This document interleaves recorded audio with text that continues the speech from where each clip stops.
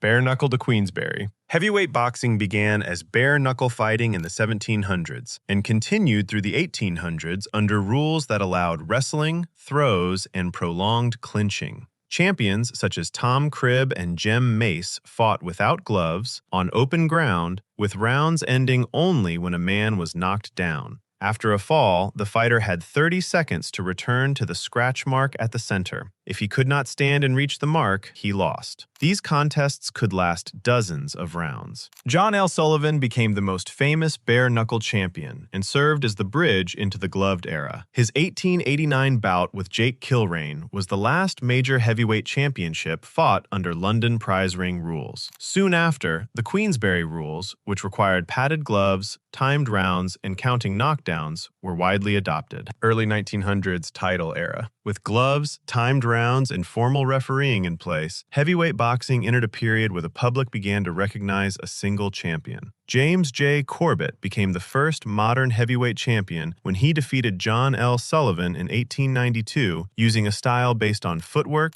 distancing, and counterpunching rather than brute force. Corbett's reign showed that boxing skill could overcome brawling strength, and his fights were widely covered in newspapers, helping the sport gain national attention. Corbett eventually lost to Bob Fitzsimmons, an accurate puncher whose technique produced one of the most famous knockouts in boxing history. It became famous because Fitzsimmons won with a single solar plexus punch at a time when body shots were not widely viewed as fight-ending blows. Corbett had been leading earlier rounds, but the body shot ended the fight. Fitzsimmons then lost to James J. Jeffries, a champion who defended the title repeatedly. Their reigns established the idea of lineage, one champion staying on top until beaten in the ring. Title fights began moving into cities and large venues, and early film and newspapers helped spread the results to wider audiences.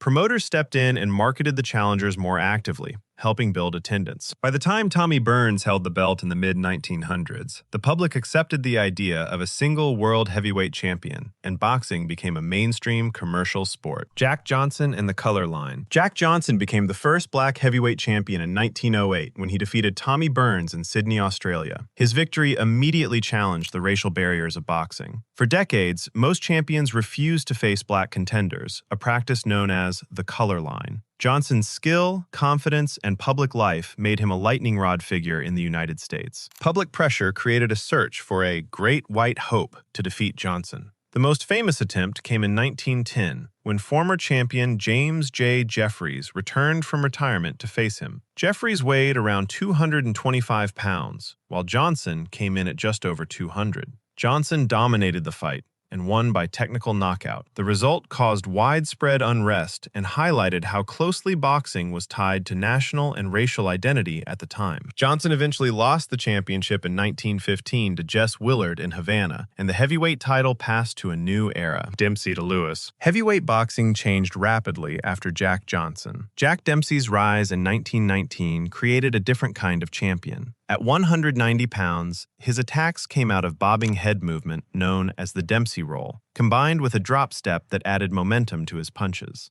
Instead of waiting for openings, he slipped inside and struck first, turning every round into a rush of offense. Stadium crowds grew because knockdowns were common. Gene Tunney replaced Dempsey as champion in 1926 and 1927. He beat Dempsey twice, circling instead of trading, and the second fight included the famous long count, where Tunney rose from a knockdown and still outboxed him. After Tunney retired, the title passed through several contenders until Joe Louis emerged in 1937. Joe Louis defended the title 25 times, a record that still stands. His rematch with Max Schmeling in 1938 turned a boxing match into a political event. Schmeling had beaten him once, and now the fight was framed as America versus Germany on the eve of war. Louis knocked him out in the first round, and Americans celebrated him as a symbol of strength on the eve of war. Marciano to Liston. After World War II, the heavyweight division was rebuilding. Many contenders were past their peak, and fans wanted a steady champion again. Rocky Marciano became that figure in 1952. At about 5'10", he was shorter than most heavyweights, but he compensated with constant pressure and endurance. opponents. Marciano defended the title 6 times, winning every championship fight by knockout. His bouts with Ezzard Charles and Archie Moore showed how pressure and stamina could beat experience. When Marciano retired undefeated in 1956, the division didn't have an obvious successor. Floyd Patterson won the championship after Marciano's retirement, using speed and quick combinations to stay ahead of opponents. His trilogy with Ingemar Johansson drew major television audiences, but the division still lacked a dominant figure. Sonny Liston changed that. Bigger, longer, and heavier than most challengers,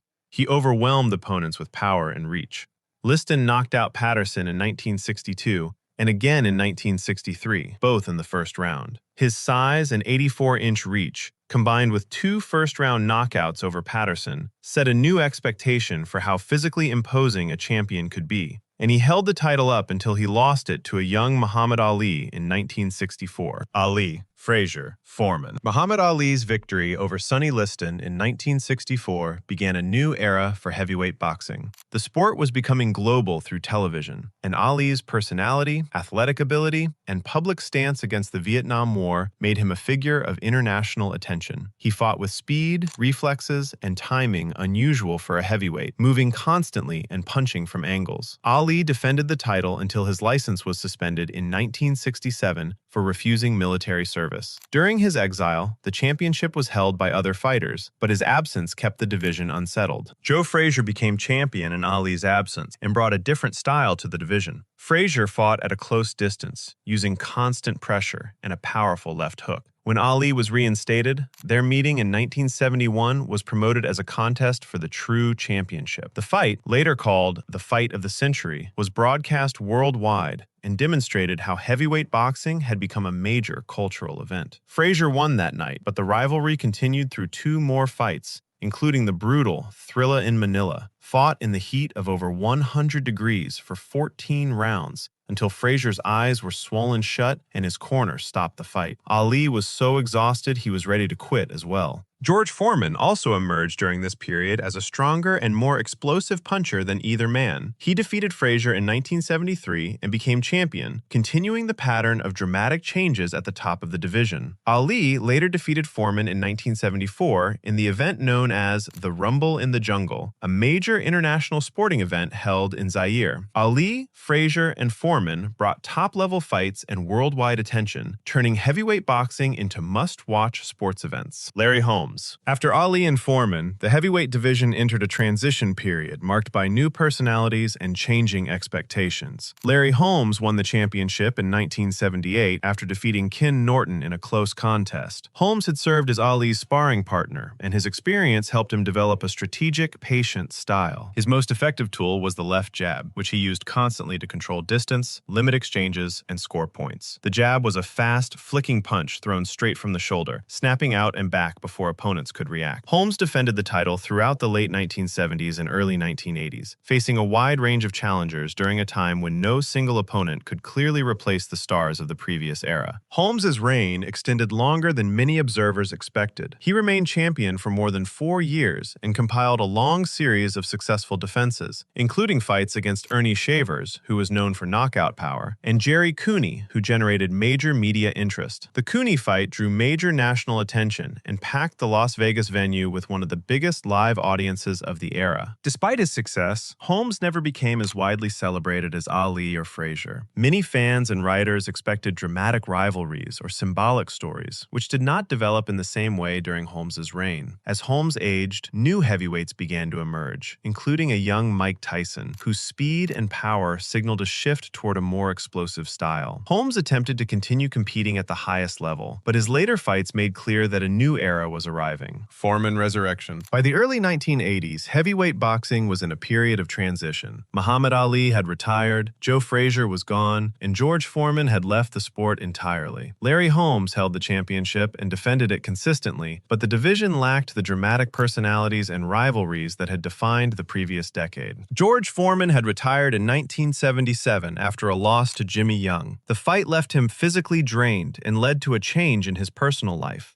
Foreman devoted himself to religious work, community programs, and family, gaining weight and leaving professional sports behind. For nearly 10 years, he was not part of competitive boxing, and the idea of him returning at an advanced age was regarded as unrealistic. The division appeared to be moving toward younger contenders, with Mike Tyson soon to emerge as a new force. Foreman returned to the ring in 1987 at age 38. His early opponents were journeymen, and the comeback was treated as a curiosity. Foreman, however, kept winning by knockout. His demeanor had also changed. Instead of the intimidating presence from the 1970s, he presented a calmer, approachable personality. Public interest grew as he continued to win, and broadcasters discovered a market for a former champion attempting to climb back into contention. By the early 1990s, he had earned legitimate rankings and fought Evander Holyfield for the title. Although he lost, his performance confirmed he was a real contender. In 1994, Foreman fought Michael Moorer for the heavyweight championship. Moorer led on the scorecards, but Foreman landed a single right hand in the 10th round and won by knockout. At age 45, he became the oldest heavyweight champion in history. It became one of the most unexpected and influential comebacks in the division. Tyson peaked. Heavyweight boxing entered a new phase with the emergence of Mike Tyson in the mid-1980s. Tyson grew up in the competitive amateur system in New York, where his speed, power, and compact frame were shaped by trainer Cus D'Amato. D'Amato taught Tyson a style based on head movement, diagonal footwork,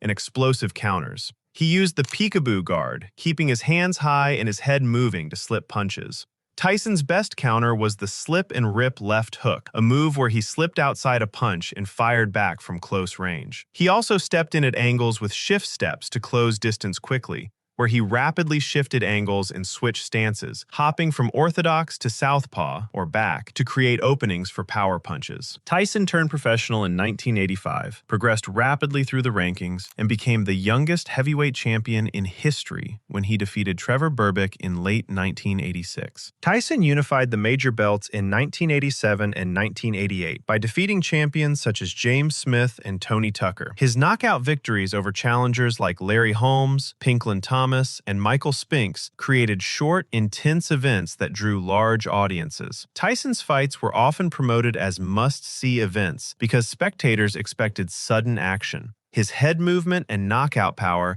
made opponents hesitate before stepping in, and for a few years, it seemed like nobody could challenge him. Tyson's peak ended abruptly in 1990 when he lost to James "Buster" Douglas in Tokyo. Douglas used a disciplined jab, movement, and timely counters to control the fight. In the 10th round, Douglas caught Tyson with a sharp uppercut and followed it with a series of right hands and left hooks. Tyson fell to the canvas and tried to get up, but he couldn't beat the count and the referee waved the fight off. The result was one of the most unexpected upsets in heavyweight history. Tyson later served a prison sentence in the early 1990s, and the division moved on. His comeback was big news, but his first title run had already changed heavyweight boxing. 1990s to 2000s chaos. After Tyson's upset loss in 1990, the heavyweight division entered a period where multiple champions, sanctioning bodies, and promotional interests created constant instability. Evander Holyfield won the title by defeating Buster Douglas later that year and defended it through a series of demanding fights. Holyfield's contests with George Foreman, Riddick Bowe, and Michael Moorer were competitive and demonstrated how evenly matched the top fighters had become. Their trilogy became one of the defining rivalries of the decade. Bowe won the first, Holyfield returned to win the second, and their rematch was interrupted when a parachutist crash-landed in the ring. Lennox Lewis emerged as another major champ, first through the British and European systems, and then by defeating top American heavyweights. With trainer Emmanuel Stewart, he relied on a long jab and straight right hand, fighting from range and keeping risk to a minimum. He unified titles, but progress was constantly interrupted by sanctioning bodies. After Bowe beat Holyfield, he refused to fight Lewis and threw the WBC belt into a trash can, so the title changed hands without a fight. Later, Lewis was stripped of the WBA belt for choosing a different opponent, and the belt was contested by others. These decisions kept the division fragmented, even when Lewis was clearly the best fighter. From 1996 to 2002, Mike Tyson was back in big fights, but the division still had several champions at once. TV networks and promoters pushed for exclusive deals, which kept some of the best matchups from happening. Klitschko era. The heavyweight picture changed in the early 2000s when the division shifted toward Eastern Europe and the Klitschko brothers became the main figures. Vitaly and Vladimir were huge, well-conditioned, and came from strong amateur systems, which immediately stood out in a division that had been unstable. Vitali won his first title in 1999 and fought with a granite chin and high volume, pushing opponents backward and controlling range. Vladimir took the opposite approach: a long jab, a heavy straight right, and a careful game plan designed to take as few risks as possible. The Klitschko era lined up with better training, nutrition, and a wave of international talent. A lot of new heavyweights had deep amateur resumes, often from former Soviet programs. Vladimir's gold medal at the 1996 Olympics became a symbol of that shift. The brothers defended their belts against a wide list of challengers: Chris Bird's mobility, Samuel Peters' power, David Hayes' speed, and won consistently. Their fights rarely turned into brawls. They won by controlling distance, smothering counterattacks, and shutting fights down before anything chaotic could happen. Because of that, the division became predictable. Most nights, a Klitschko walked in as the favorite and walked out with the belts. The biggest crowds were in Europe, especially Germany, where they filled arenas and even football stadiums. Vladimir's long run finally ended in 2015 when Tyson Fury outboxed him over 12 rounds, making the fight awkward and slow, but effective enough to take the title. That result marked the start of a new generation and closed a decade in which the belts usually stayed in one family. 2010's heavyweights revival. After Vladimir Klitschko's loss to Tyson Fury in 2015,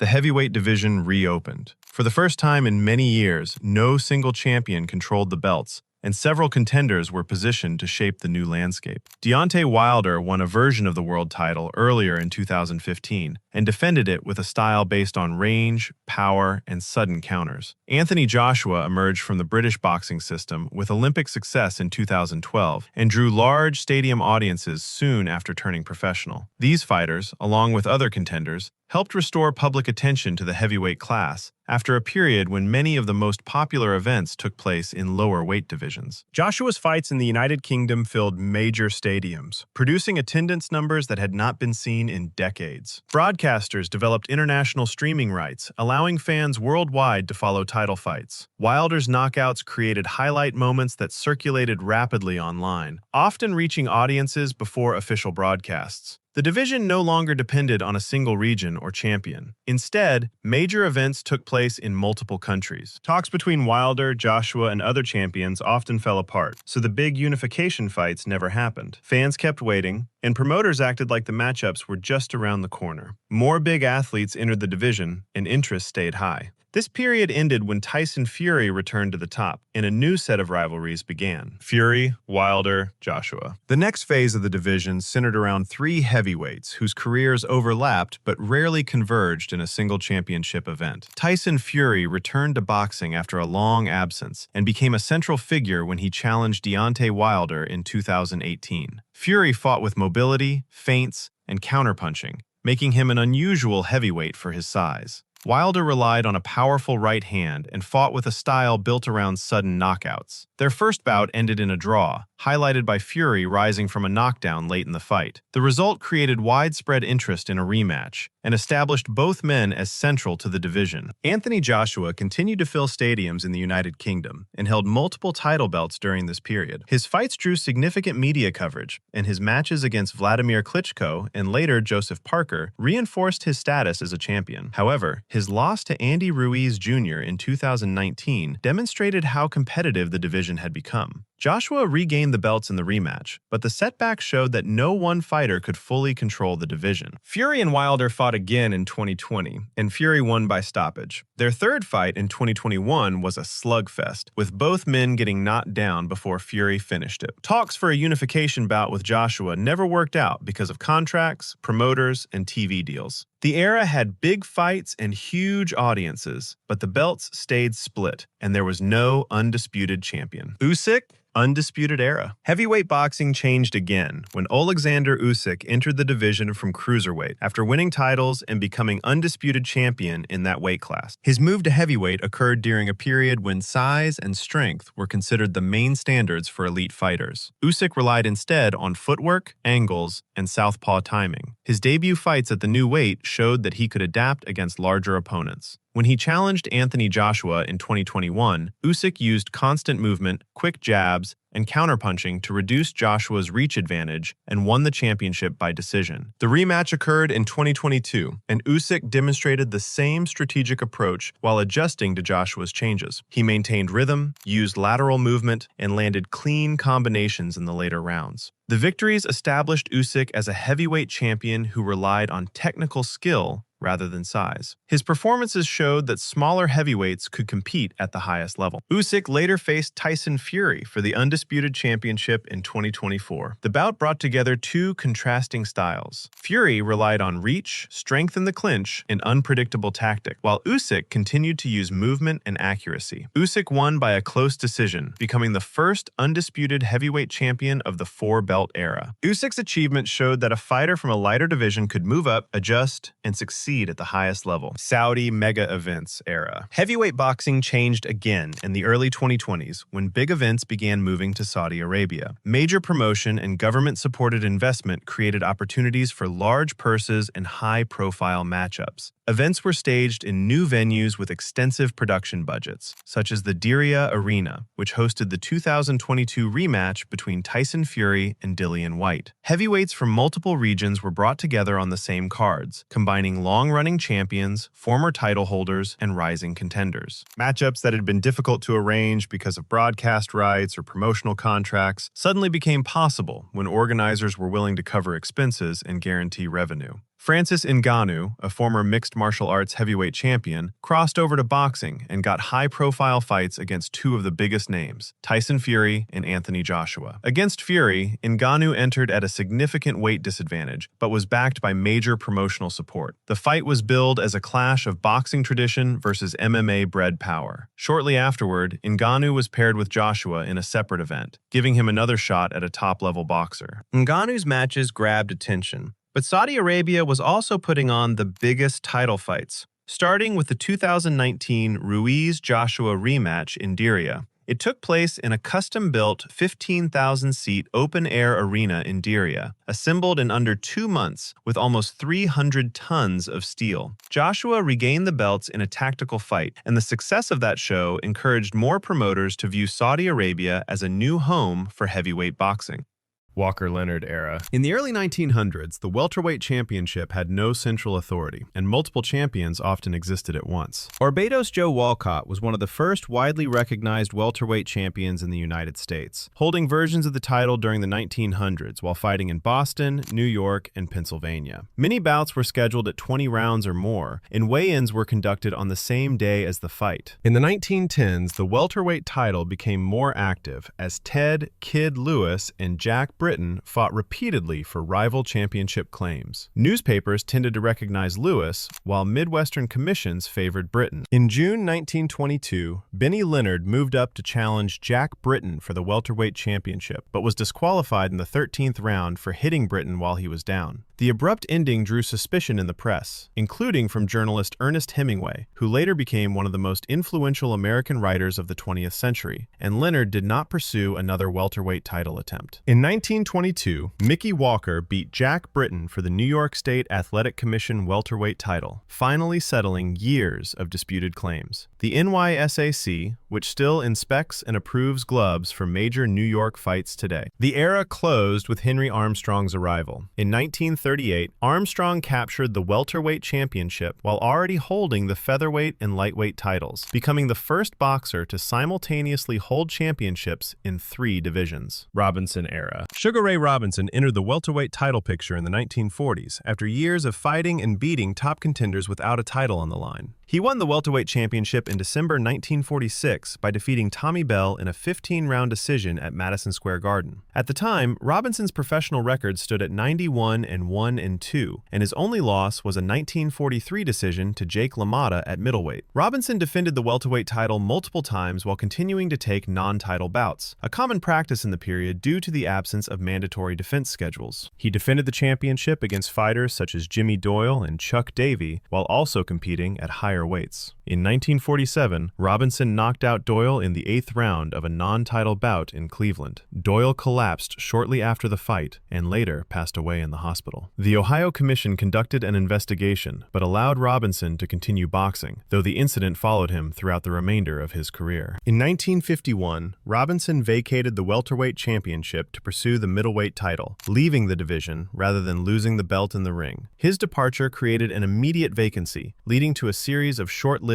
title holders. Kid Gavilan emerged as the most prominent successor. Gavilan, known as El Ciclón de Cuba, won the welterweight championship in May 1951 by defeating Johnny Bratton and defended the title several times against contenders including Gil Turner and Billy Graham. Carmen Basilio became a major welterweight figure in the mid-1950s. A pressure fighter from Canastota, New York, later nicknamed the Upstate Onion Farmer, Basilio was known for his durability and constant forward pace. He won the welterweight championship in 1955 by knocking out Tony DeMarco, then lost the title back to DeMarco in a rematch before reclaiming it later that year. Basilio's time at welterweight featured frequent title activity and ended when he moved up to middleweight, where he later defeated Sugar Ray Robinson. Nápoles era. By the late 1960s, outside factors were shaping the welterweight division. Boxing was banned in Cuba, many contenders fought across borders, and titles were defended wherever deals could be made. Jose Nápoles built his title run in Mexico and the United States after leaving Cuba. His April 1969 challenge of Curtis Coates took place in Los Angeles, reflecting how title fights were increasingly staged wherever deals could be made. Nápoles won the championship by stopping Coates in the 13th round, ending Coates' long reign. At the time, Nápoles held a professional record of 48-4, while Coates entered with a 62-9-3 record and had been champion for several years. Nápoles defended the welterweight title in Mexico City, New York, and Europe. Emil Griffith, better known for his middleweight success, dropped down to challenge Nápoles in 1969, while British contender Hegemon Lewis secured a title shot through European promotion channels. In December 1970, the title changed hands unexpectedly. Billy Backus, a late replacement with a 35-9-3 record, stopped Nápoles in the 9th round at Madison Square Garden. The upset triggered an immediate rematch clause. 6 months later, in June 1971, Nápoles regained the championship by stopping Backus in the 4th round in Los Angeles, restoring his control of the division. After moving up for a middleweight title challenge in 1974, he did not return to the welterweight division, closing his era as champion. Cuevas era. During the mid-1970s, the welterweight championship changed hands frequently, and long reigns became rare. The Pino Cuevas won the welterweight championship in July 1976 by knocking out Angel Espada in the 5th round in Mexico City. Cuevas entered the fight with a 24-3 record, while Espada was 32-7. Cuevas' reign was defined by knockouts. He defended the welterweight title 11 times, winning 10 of those defenses by knockout, with only one going the distance. Cuevas defended the title several times against mandatory opponents. In 1977, he knocked out Clyde Gray in 2 rounds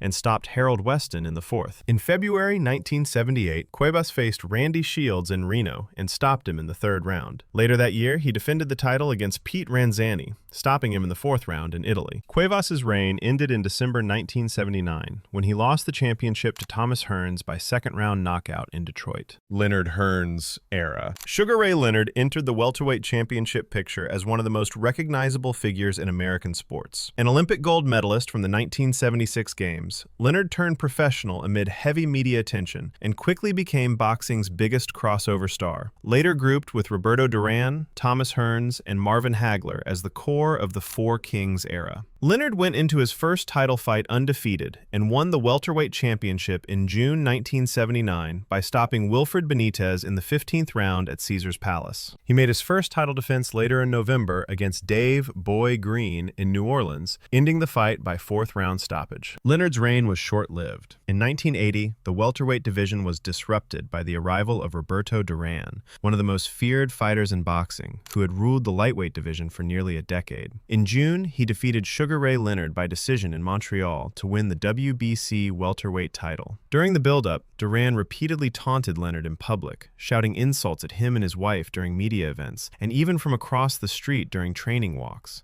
Leonard later said the personal attacks angered him enough that he ignored his corner's instructions to box, and instead chose to fight Duran at close range, a decision that cost him his unbeaten record. The rematch was scheduled just 5 months later. Leonard returned with a radically different approach, boxing almost entirely on the move, circling constantly, slipping punches, and breaking exchanges before they could develop. As Duran struggled to cut off the ring and became increasingly frustrated, Leonard gained control of the fight and began openly asserting himself. In the 8th round, Duran abruptly turned away from the referee and refused to continue, surrendering the title without being knocked down in the moment that became known as the No Mas bout, one of the most startling and debated endings in championship boxing history. As Leonard held the title again, Thomas Hearns emerged as an undefeated challenger known for early knockouts. In June 1981, the two met at Caesar's Palace in a unification bout to determine a single welterweight champion. Hearns entered with the WBA title at 32-0, while Leonard held the WBC belt at 31-1. The money showed how big the fight was,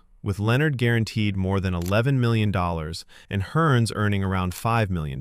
Leonard stopped Hearns in the 14th round, after trailing on the scorecards through the middle rounds, where Hearns controlled the fight with his jab and right hand. As Hearns slowed late, Leonard pressed forward, seized momentum in the 13th, and forced a stoppage early in the 14th with sustained combinations along the ropes. The era closed in September 1981, when Leonard vacated the welterweight championship following surgery to repair a detached retina, formally surrendering the title rather than defending it. Whitaker era. By the mid-1980s, the welterweight division entered a new phase. Pernell Whitaker emerged as a central figure after moving up from lightweight, becoming one of the division's most technically skilled champions. In March 1989, Whitaker won the IBF welterweight championship by defeating Greg Haugen in London by majority decision. Whitaker entered the bout with a 26-1 record, while Haugen was 31-4. After winning the IBF title, Whitaker remained active against established contenders. In August 1989, he defended the championship against Jose Luis Ramirez in Atlantic City,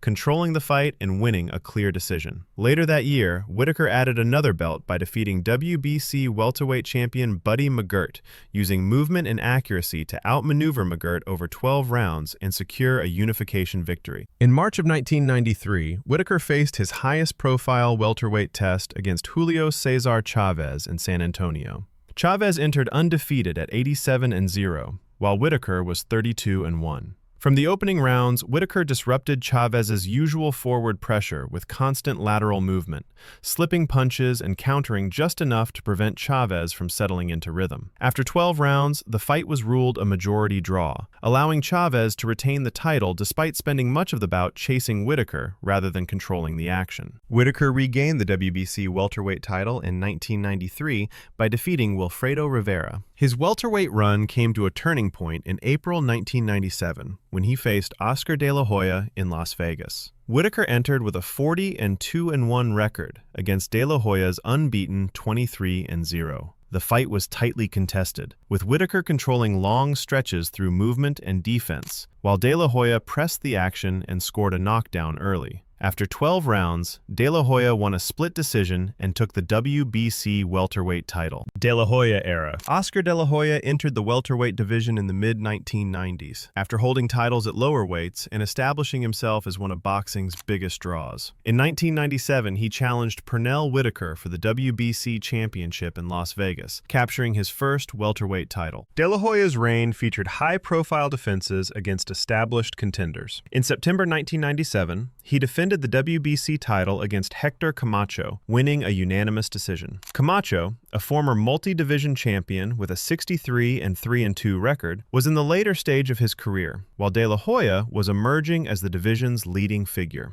The following year, De La Hoya faced Ike Quartey in February 1999. Quartey entered undefeated at 34-0-1 and held the WBA welterweight title. De La Hoya won a split decision after scoring a late knockdown, unifying the WBC and WBA welterweight titles. In September 1999, De La Hoya faced Felix Trinidad in a unification bout for the undisputed welterweight championship. Trinidad entered the fight undefeated at 35-0, holding the IBF title. De La Hoya lost a majority decision, making Trinidad the first undisputed welterweight champion of the three-belt era. Shane Mosley emerged as another central figure shortly afterward. In June 2000, at the Staples Center, Mosley defeated De La Hoya by split decision to win the WBC welterweight title. Mosley entered with a 35-0 record. The bout marked De La Hoya's final appearance at welterweight as he moved up in weight afterward. Split title era. By the early 2000s, the welterweight championship no longer revolved around a single champion. Instead, the major sanctioning bodies operated independently, producing parallel title holders who rarely faced one another. Zab Judah became one of the most visible champions of this period. In February 2004, Judah defeated Corey Spinks by 9th-round knockout in Las Vegas to win the IBF welterweight title. Judah entered the bout with a 22-1 record, while Spinks was 31-2. Judah added the vacant WBC title later that year, briefly holding 2 major belts before losing both to Spinks in a January 2005 rematch by unanimous decision. Carlos Baldomir entered the title picture through an upset. In January 2006, Baldomir defeated Zab Judah by unanimous decision at Madison Square Garden, winning the WBC welterweight title. Later that year, he lost the title to Floyd Mayweather Jr.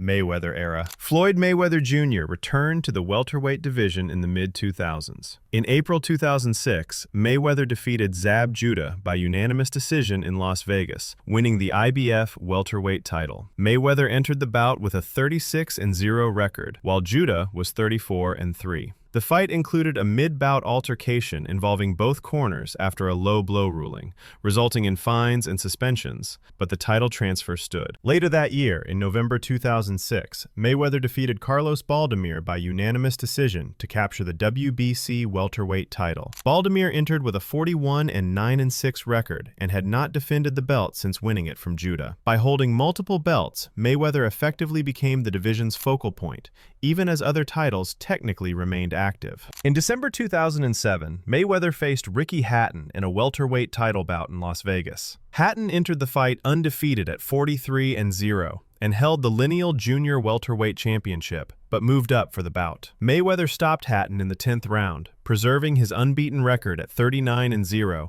and reinforcing his control of the division. Following the fight, Mayweather announced a retirement, vacating his welterweight titles. In September 2011, Mayweather retained the WBC title by knocking out Victor Ortiz in the 4th round. After Ortiz was penalized for a headbutt, the referee instructed the fighters to continue. Ortiz stepped forward with his hands down to apologize again, turning his head toward the referee. Mayweather immediately threw a short left hook, followed by a straight right hand to the head, dropping Ortiz to the canvas. Ortiz was unable to beat the count, and the knockout was ruled legal since no timeout had been called. Mayweather's later welterweight activity included a unanimous decision victory over Robert Guerrero in 2013 and a majority decision win over Marcos Maidana in 2014, followed by a unanimous decision in their rematch. In September 2015, Mayweather defeated Andre Berto by unanimous decision, improving his professional record to 49-0 and formally retiring while holding the WBC welterweight title. Pacquiao era. Manny Pacquiao entered the welterweight championship picture after moving up through multiple weight divisions. In November 2009, Pacquiao challenged Miguel Cotto for the WBO welterweight championship at Madison Square Garden. The bout was contested under a contracted weight limit below the full welterweight maximum. Pacquiao entered with a 49-3-2 record, while Cotto was 34-1.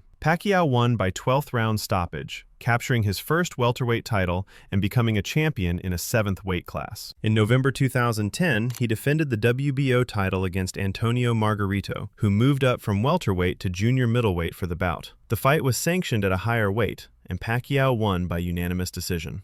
Although the bout did not count as a welterweight defense, it affected divisional continuity by delaying mandatory obligations and keeping Pacquiao out of standard title rotation. In June 2011, Pacquiao defended the WBO welterweight title against Shane Mosley in Las Vegas. Mosley entered with a 46-6-1 record. Pacquiao won by unanimous decision after scoring a 3rd-round knockdown. Later that year, he faced Juan Manuel Marquez at welterweight for a 3rd time. Pacquiao won a majority decision. In September 2012, Pacquiao was stripped of the WBO welterweight championship after choosing to fight Juan Manuel Marquez at a non-title weight rather than face a mandatory challenger. He briefly exited the welterweight title picture before returning in November 2014, 12 rounds. In May 2015, Floyd Mayweather Jr. and Manny Pacquiao met in a long-delayed welterweight unification bout in Las Vegas. Defined the era, with Mayweather undefeated at 47-0 and Pacquiao holding a 57-5-2 record. The fight followed years of failed negotiations and promotional disputes. Over 12 rounds,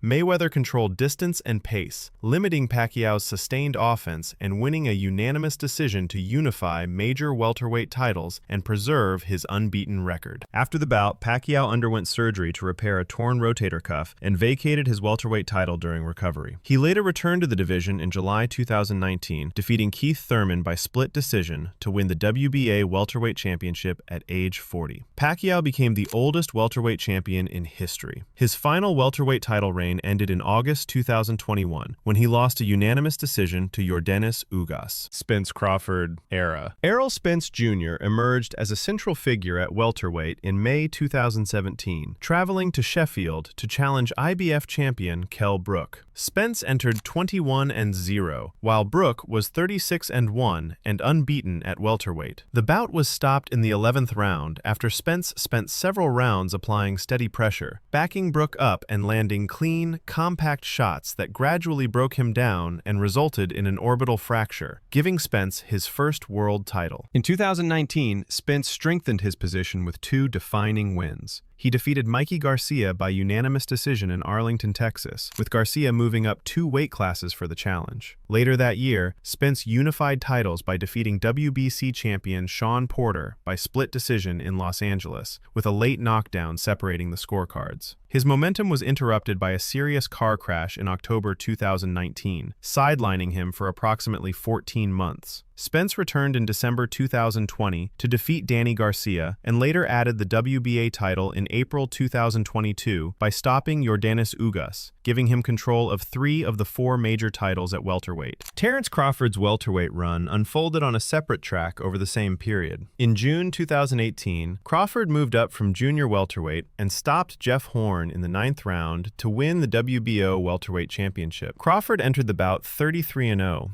Having already become undisputed at 140 pounds, and won a world title in his first fight at welterweight. Crawford made 6 successful defenses of the WBO title, adjusting styles fight by fight. Against Jose Benavidez Jr., he boxed cautiously early before breaking him down. Against Amir Khan, he exploited timing and defensive lapses before the bout ended on a low blow stoppage. Several of those defenses ended inside the distance, including stoppage wins over Egidius Kavaliauskas, Kell Brook, and David Avanesian. Crawford entered the Spence fight unbeaten, having held the WBO title continuously since 2018. A unification bout with Spence was delayed for several years by promotional and contractual disputes. When the fight was finally made in July 2023 in Las Vegas, Crawford entered the bout as the WBO welterweight champion at 39-0, while Spence held the IBF, WBC, and WBA welterweight titles. Crawford dropped Spence multiple times before winning by 9th round technical knockout, becoming the first undisputed welterweight champion of the 4-belt era.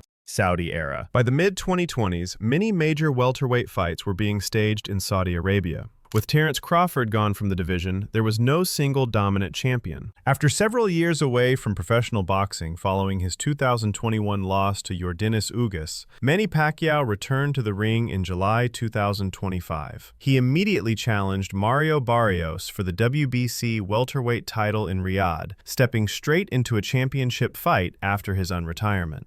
The bout ended in a majority draw, allowing Barrios to retain the title. Pacquiao's return directly into a title fight made it the most high-profile WBC welterweight matchup of the period. Imantas Stanionis won the WBA welterweight title in 2022, but did not make a defense through 2023, leading the WBA to remove him as champion. The IBF title followed a different path.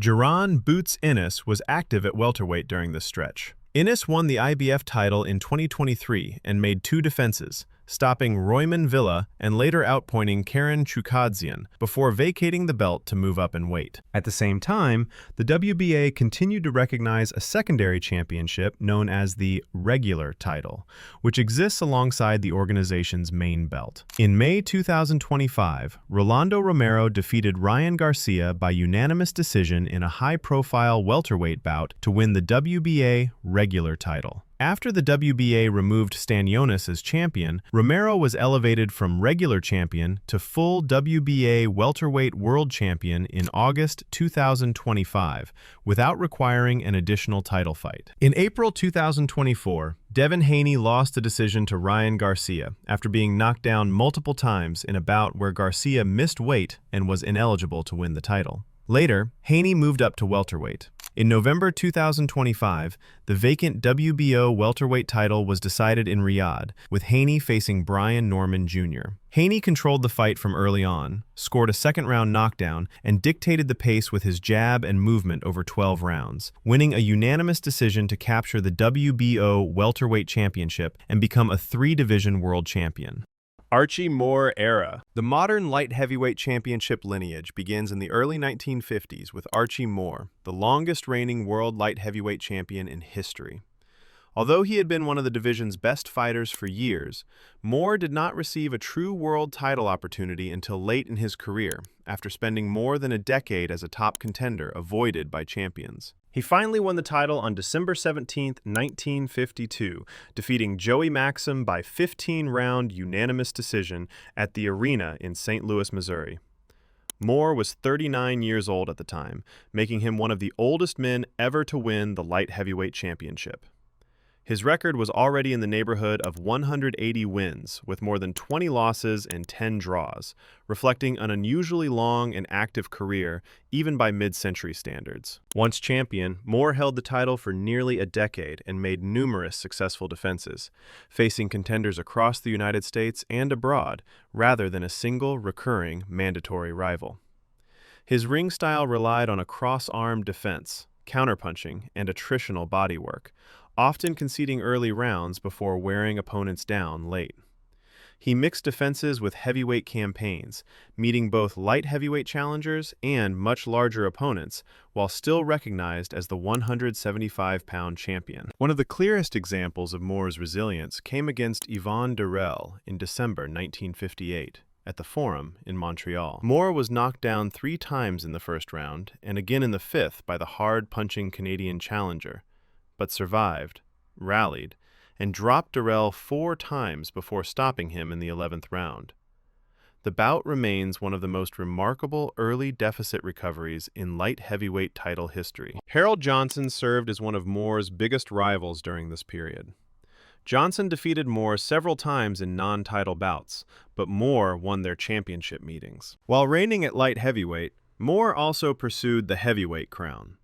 His most famous attempt came against Rocky Marciano on September 21, 1955, at Yankee Stadium, where Moore scored a second-round knockdown before Marciano recovered to halt him in the 9th. Bob Foster era. Bob Foster seized control of the light heavyweight title on May 24, 1968, by knocking out Dick Tiger in the 4th round at Madison Square Garden in New York City. Tiger entered as the reigning WBA and WBC champion and one of the era's most durable fighters, but Foster's long reach, timing, and left-hand power produced a clean knockout that ended Tiger's reign and established Foster as the new champion. From the start of his reign, Foster's title bouts tended to follow a consistent pattern of range management followed by abrupt knockouts. Across 14 successful light heavyweight title defenses between 1968 and 1974, he recorded 10 knockouts and often finished opponents before the championship rounds. His jab set distance and forced challengers to reset, opening lanes for his left hook and straight right hand. Pressure fighters who tried to rush him often had to walk through clean counters to close the gap. While dominant at 175 pounds, Foster repeatedly moved up to test himself at heavyweight. He was stopped by Joe Frazier in 1970, and later by Muhammad Ali in 1972.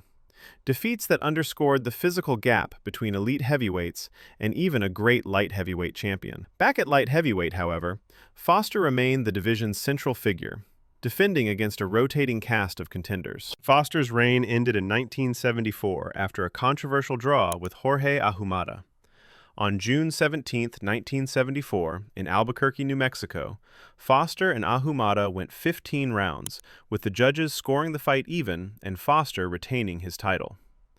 Unsatisfied with his performance and nearing the end of his career, Foster relinquished the light heavyweight championship, stepping away from the division without losing the belt in the ring. Michael Spinks era. Michael Spinks became light heavyweight champion on July 18, 1981, when he defeated Eddie Mustafa Muhammad by 15-round unanimous decision in Las Vegas to win the WBA title, scoring a knockdown in the 12th round. Spinks unified the division against Dwight Muhammad Qawi, then still often billed as Dwight Braxton, on March 18, 1983, at the Atlantic City Convention Center. In a 15-round bout billed as a clash for the undisputed light heavyweight championship, Spinks outboxed Qawi behind a jab and long-range work, winning a unanimous decision to add the WBC title to his WBA belt, and become the first undisputed light heavyweight champion since Bob Foster. As undisputed champion, Spinks put together a perfect title fight record in the division, officially standing at 11-0, 8 knockouts, in light heavyweight world title bouts. His defenses included wins over former and future champions such as Marvin Johnson and Eddie Davis, as well as mandatory challengers like Vonzell Johnson and Jim McDonald. Spinks' style blended height, reach, and a sharp right hand, nicknamed the Spinks Jinx, with a disciplined jab and cautious footwork.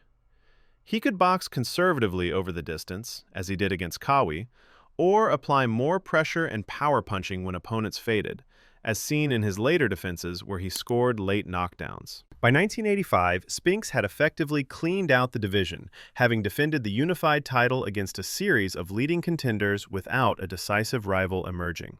Late in 1985, he vacated the light heavyweight championship to move fully into the heavyweight division, relinquishing his 175-pound titles outside the ring. Late 1980s era. After Michael Spinks vacated the light heavyweight title in 1985, the division entered a period without a single long-reigning, undisputed champion, with several fighters holding portions of the crown at different times. Donny Lalonde captured the vacant WBC light heavyweight title in Port of Spain, Trinidad and Tobago on November 27, 1987, by stopping Eddie Davis in the second round. Lalonde's reign at 175 pounds was short-lived. On November 7, 1988, at Caesars Palace in Las Vegas, Sugar Ray Leonard halted Lalonde in the 9th round to win the WBC light heavyweight title. Virgil Hill emerged as the primary WBA light heavyweight champion of the period, winning the title from Leslie Stewart on September 5, 1987, via 4th-round technical knockout at Trump Plaza in Atlantic City. Hill went on to defend the WBA belt repeatedly, most often by decision, against a series of contenders, giving the division a steady champ at 175 pounds through the late 1980s and early 1990s. Roy Jones Jr. era. Roy Jones Jr. moved into the light heavyweight division in 1996 after championship runs at middleweight and super middleweight, bringing elite speed and reflexes up to 175 pounds. On November 22, 1996, at the Ice Palace in Tampa, Florida, he defeated Mike McCallum by wide unanimous decision over 12 rounds to win the interim WBC light heavyweight title, later being elevated to full champion when the previous title holder vacated. McCallum, a 40-year-old multi-division former champion, pressed steadily but was largely kept at long range while Jones controlled distance and tempo. Jones first lost and then regained the WBC belt in a turbulent series with Montel Griffin in 1997. In their first meeting on March 21, 1997, at the Trump Taj Mahal in Atlantic City, Griffin outboxed Jones in spots and then won the title by 9th-round disqualification when Jones hit him while he was on one knee, handing Jones his first professional defeat. A rematch followed quickly on August 7, 1997, at Foxwoods in Connecticut, where Jones erased the controversy by knocking Griffin out in the first round to regain the WBC light heavyweight championship. Jones unified major portions of the division the following year. On April 25, 1998, at the Mississippi Coast Coliseum in Biloxi, Mississippi, he faced long-reigning WBA champion Virgil Hill and ended the bout in the 4th round with a single left hook to the body, breaking one of Hill's ribs and adding the WBA title to his WBC belt. The knockout reinforced Jones's reputation as a fighter who could dominate with speed and reflexes while still delivering sudden, spectacular finishes. Across his light heavyweight run from the late 1990s into the early 2000s, Jones compiled multiple defenses. His blend of hand speed, unorthodox counters, and ring generalship made him the era's defining 175-pound fighter and set the stage for his eventual move to heavyweight, where he later defeated John Ruiz for a version of the heavyweight championship, before returning to light heavyweight. 2000s era. In the early 2000s, the light heavyweight division was defined by a shifting rivalry among Roy Jones Jr., Antonio Tarver, and Glenn Johnson. Tarver first challenged Jones on November 8, 2003, at Mandalay Bay in Las Vegas, where Jones, coming back down from heavyweight, won a majority decision in a 12-round tactical fight that many observers scored closer than the official tallies of 114 to 114, 116 to 112, and 117 to 111. The rematch took place on May 15, 2004, at the MGM Grand in Las Vegas. Early in the second round, Tarver slipped the Jones advance and countered with a short left hand that dropped Jones heavily. Jones failed to beat the count, giving Tarver a knockout victory and the unified light heavyweight championship. Glenn Johnson then altered the picture by upsetting Jones and later facing Tarver. On September 25, 2004, in Memphis, Tennessee, Johnson knocked out Roy Jones Jr. in the 9th round to retain the IBF light heavyweight title, handing Jones a second straight stoppage defeat.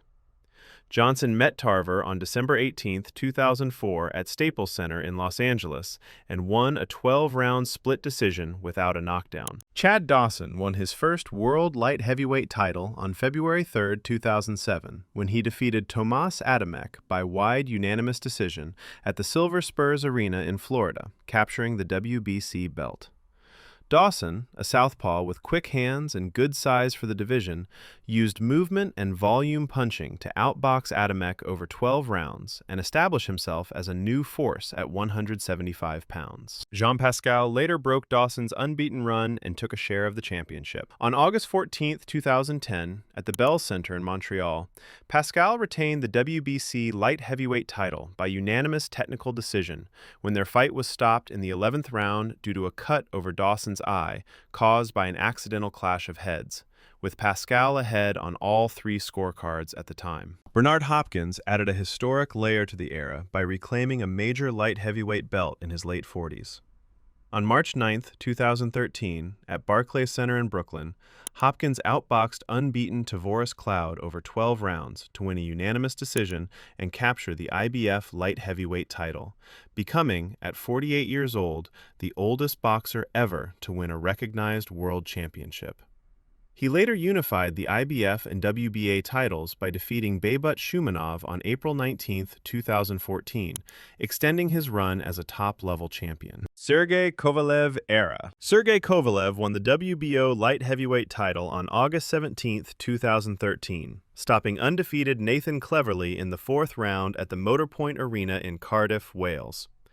Cleverly, 26-0 and fighting in his home country, was dropped twice in the 3rd round and then finished early in the 4th under heavy pressure, handing Kovalev his first world championship. Kovalev defended the WBO belt aggressively in his next 2 outings. On December 14, 2013, in Quebec City, he dropped Ismail Silak multiple times and secured a second-round technical knockout. 3 months later, on March 29, 2014, in Atlantic City, Kovalev scored 3 knockdowns against Cedric Agnew, including a final body shot knockout in the 7th round, and retained his title by clean stoppage. A unification bout followed on November 8, 2014, at Boardwalk Hall in Atlantic City against Bernard Hopkins, who entered holding the IBF and WBA light heavyweight titles. Kovalev knocked Hopkins down in the 1st round and dominated over 12 rounds to win a unanimous decision with scores of 120 to 107, 116 to 111, and 115 to 112, becoming the unified WBA, IBF, and WBO champion. Jean-Pascal challenged Kovalev in Montreal on March 14, 2015, for the unified titles. The fight went 8 rounds before Kovalev scored a knockdown in the third and broke Pascal down for a technical knockout stoppage, with Pascal unable to continue under pressure. Their rematch on January 30th, 2016, at the Bell Center saw a similar outcome. Kovalev overwhelmed Pascal with power punching over 7 rounds until Pascal's corner threw in the towel between rounds, ending Pascal's status as a top contender. Later in 2016, Kovalev defended the unified belts against Isaac Chilemba, outboxing the durable challenger for a 12-round unanimous decision. His next outing placed all major titles on the line in a unification against Andre Ward. Andre Ward era. Andre Ward entered the light heavyweight division in 2016 after a dominant super middleweight career, skipping tune-ups and challenging directly for unification against Sergey Kovalev. On November 19, 2016, at T-Mobile Arena in Las Vegas, Kovalev entered as the unified WBA, IBF, and WBO champion, holding all the division's major belts. Kovalev scored a second-round knockdown with a straight right hand as Ward advanced, taking an early lead on the scorecards. Ward recovered and shifted the fight to mid-range and inside exchanges, using short punches and clinches to slow Kovalev's jab-led pressure while landing in bursts. All 3 judges scored the 12-round bout 114-113 for Ward, a narrow, unanimous decision that handed Kovalev his first professional loss. The rematch took place on June 17, 2017, at Mandalay Bay in Las Vegas. Ward adjusted by pressing forward more aggressively, working Kovalev's body with short hooks and uppercuts during extended clinches and along the ropes, while Kovalev threw fewer straight shots at full extension. In the 8th round, referee Tony Weeks stopped the fight after Ward landed a flurry of inside punches, capped by a right hand to Kovalev's chin. Kovalev protested low blows, but none were ruled fouls, awarding Ward a technical knockout. Ward held the unified light heavyweight titles without additional defenses following the rematch. On September 21, 2017, he announced his retirement from boxing, vacating the WBA, IBF, and WBO belts rather than losing them in the ring. Bivol Beterbiev era. By the late 2000s, Artur Beterbiev and Dmitry Bivol were both reigning light heavyweight champions under different sanctioning bodies, with no undisputed champion until they finally met years later. Beterbiev entered the championship picture first. On November 11, 2017, he won the vacant IBF light heavyweight title by stopping Enrico Colling in the 12th round in Fresno, California. The fight was competitive early, with Colling surviving sustained pressure before being dropped twice in the final round. Beterbiev entered the bout 12-0, all wins by knockout. Beterbiev expanded his championship reign through unification rather than routine defenses.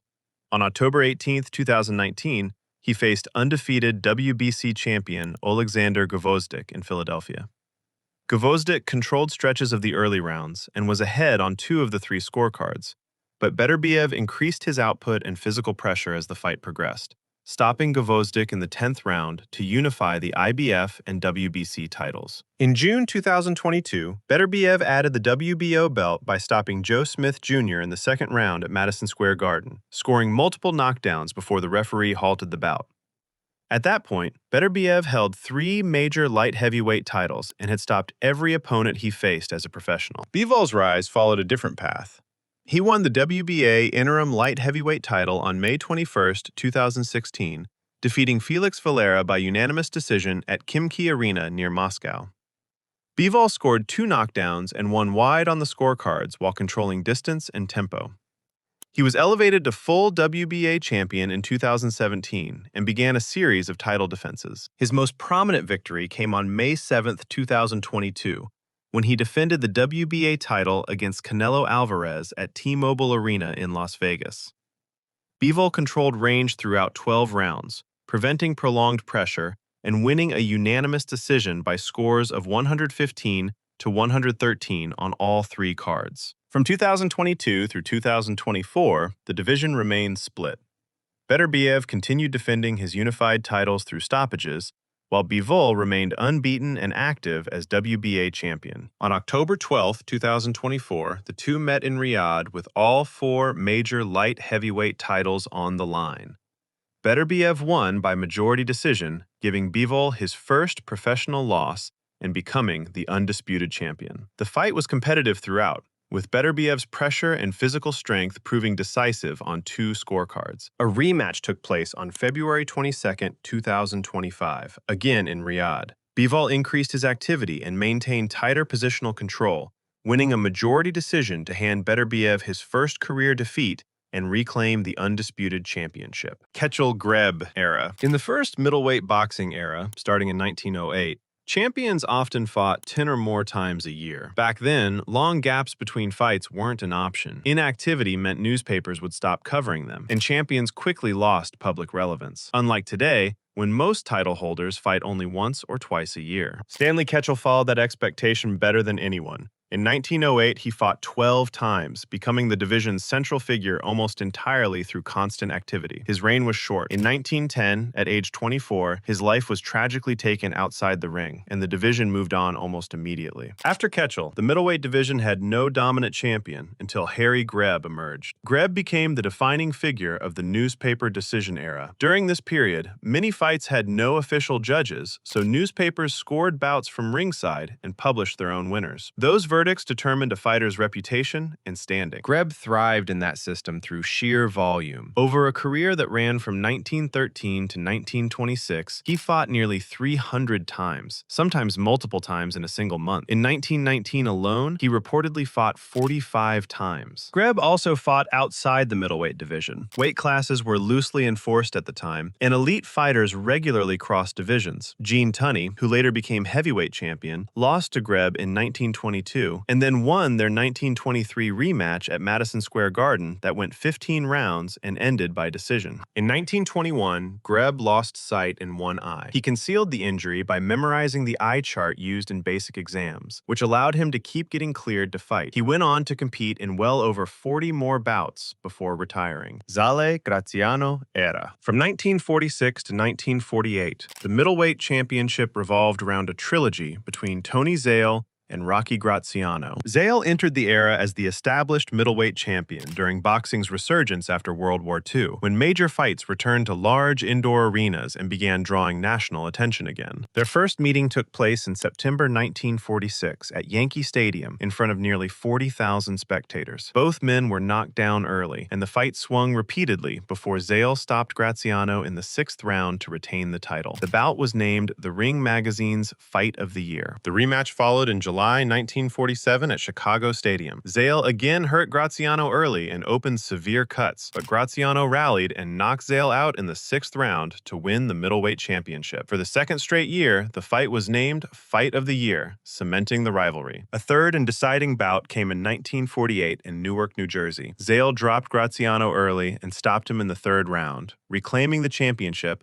and closing one of the most punishing trilogies in middleweight history. Robinson era. The middleweight championship entered a new phase in 1951 when Sugar Ray Robinson moved up from welterweight to challenge reigning champion Jake LaMotta. LaMotta, later depicted in the 1980 film Raging Bull, entered the bout as the reigning champion and the only boxer to defeat Robinson as a professional. Their fight in February 1951 took place on Valentine's Day and marked the 6th meeting between the two, concluding a rivalry that had stretched back nearly a decade. Robinson won the championship by stopping LaMotta in the 13th round after a sustained sequence of unanswered punches. LaMotta remained on his feet until the referee intervened, ending his title reign and giving Robinson the middleweight championship. Later that year, Robinson traveled to London to defend the title against Randy Turpin. The fight took place during a severe British heat wave, with temperatures inside Earl's Court reportedly climbing well above 90 degrees Fahrenheit under the lights.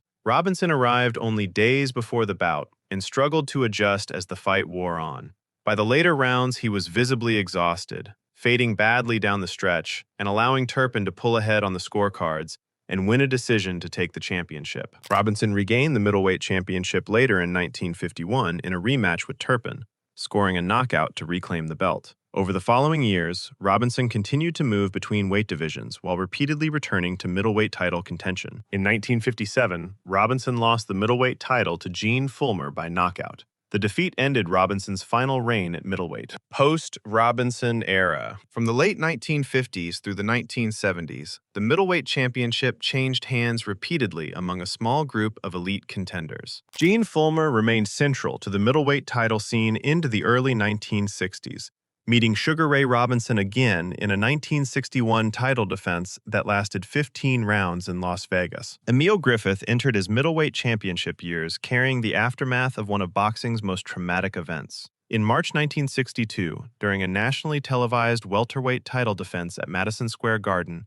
Griffith trapped Benny Paret against the ropes late in the 12th round and landed a prolonged series of unanswered punches. The referee stopped the fight, but Paret collapsed shortly afterward and died 10 days later from brain injuries. Griffith continued his career after the incident, moving between divisions and later capturing the middleweight title. The middleweight division's center of gravity shifted outside the United States during later into the 1960s.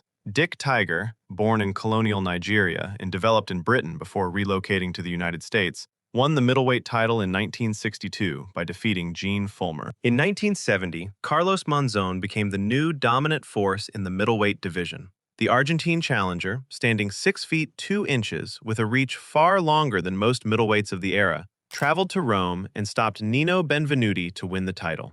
After a decisive rematch later that year, Monzon established full control of the division, defending the championship 14 times against 11 different opponents across multiple countries. He never lost the title in the ring and retired as middleweight champion. Hagler era. Marvin Hagler spent much of the late 1970s fighting ranked contenders without receiving an immediate middleweight title opportunity.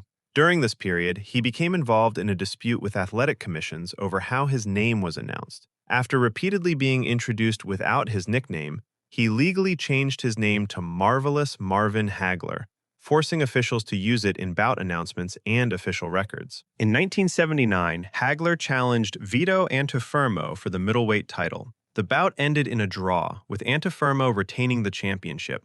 So Hagler remained a top contender and had to wait for another title opportunity. Later that year, he faced Alan Minter and captured the middleweight championship, beginning a reign during which he defended the title against ranked challengers. One of Hagler's early title defenses took place on September 27, 1980, in London against Alan Minter. Hagler stopped Minter in the 3rd round, prompting spectators to throw bottles, coins, and other debris into the ring. Police had to escort Hagler from the arena under protection due to the hostile crowd. Additional defenses followed against a mix of divisional contenders and established champions moving up in weight. Hagler faced Wilfred Scipion before accepting a challenge from Roberto Duran, a former lightweight and welterweight champion seeking a middleweight title opportunity. The most volatile defense of Hagler's reign came against Thomas the Hitman Hearns in 1985. Hearns entered the fight with a broken right hand, an injury confirmed afterward, but still threw it repeatedly from the opening bell. Both fighters abandoned defense and exchanged punches immediately. Hagler suffered a deep cut on his forehead early in the bout, and Hearns was stopped in under 3 minutes. Hagler's championship reign concluded with a title defense against Sugar Ray Leonard, who returned from a 3-year retirement to challenge for the belt. The fight lasted 12 rounds and ended in a split decision awarding Leonard the middleweight championship. Hagler retired immediately afterward without pursuing a rematch. Hopkins era. Bernard Hopkins became the central figure of the middleweight division in the mid-1990s. After a long climb through contenders and an early career loss that left him outside the title picture. Before reaching championship level, Hopkins served nearly 5 years in prison and turned professional after his release, leaving him older than most contenders when he won his first title. In 1995, he captured the IBF Middleweight Championship by defeating Segundo Mercado in a rematch, beginning a title run that would last a decade. At the time, the middleweight titles were split across multiple sanctioning bodies, and no single champion controlled the division. Hopkins stepped into the spotlight during one of boxing's most divided eras, with belts and networks all over the place. Top contenders and champions were tied to different promoters, making unification fights difficult to arrange. As a result, he defended the IBF title repeatedly against mandatory challengers that most casual fans had never heard of. Even as the division's longest-serving champion, crowds sometimes booed him, frustrated that the fights didn't feel worthy of his status. In 2001, Hopkins entered a tournament-style series of unification fights designed to consolidate the middleweight titles. He defeated Keith Holmes to add the WBC belt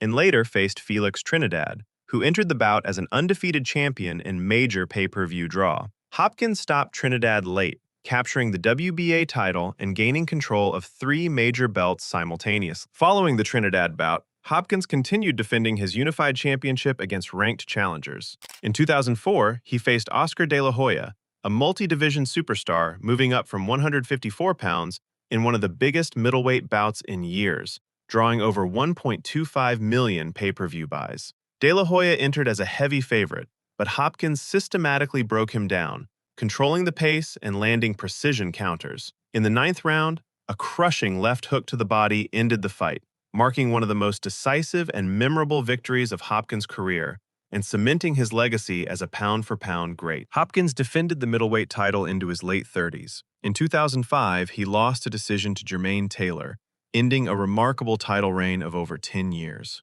Martinez era. Sergio Martinez emerged as a leading middleweight title holder at the end of the 2000s, after building a reputation by defeating established champions. In 2010, he captured the WBC middleweight title by stopping Kelly Pavlik, ending Pavlik's troubled reign during a period marked by inactivity and inconsistent performances. Martinez's championship tenure was often interrupted by long gaps between defenses, caused by injuries, contract disputes, and negotiations over mandatory challengers. During this time, attention increasingly turned to high-profile figures from lower weight classes, including Miguel Cotto, a seasoned multi-division champion, and Julio Cesar Chavez Jr., the son of a Mexican boxing legend carrying enormous legacy pressure. In 2012, Martinez faced Chavez Jr. in a highly anticipated matchup. While Martinez controlled most of the fight with speed and precision, Chavez Jr.'s late-round surge included multiple knockdowns, creating dramatic tension before Martinez secured a decision. The bout tested Martinez against a fighter backed by intense media hype and legacy expectations. By 2014, Martinez defended the title against Cotto at Madison Square Garden, entering the ring with chronic knee injuries that severely limited his mobility. Cotto, who had previously faced Floyd Mayweather Jr. in 2012, used his skill and power to stop a diminished Martinez and claim the middleweight crown. Golovkin-Alvarez era. Gennady Golovkin emerged as the dominant middleweight force in the early 2000s after a long build-up through secondary titles and mandatory defenses. A decorated amateur, Golovkin had won a silver medal at the 2004 Olympics and quickly gained a reputation for his power, precision, and toughness, earning the nickname Triple G. By 2014, he held both the WBA and IBO middleweight titles and defended them regularly against ranked contenders, steadily building a reputation as the division's most feared champion. Even though his quiet demeanor and refusal to trash talk made him less of a mainstream draw compared to boxing's flashier stars. Saul Canelo Alvarez entered the middleweight picture as one of the sport's brightest young stars. Already a multi-division champion, Canelo had won belts at junior middleweight and light middleweight, and had become a major pay-per-view draw across Mexico and the United States. In 2015, he defeated Miguel Cotto for the WBC middleweight title, but rather than face Golovkin immediately, he vacated the belt, sparking speculation and debate among fans about whether he would take on the division's most feared puncher. The first Golovkin-Alvarez showdown finally arrived in 2017.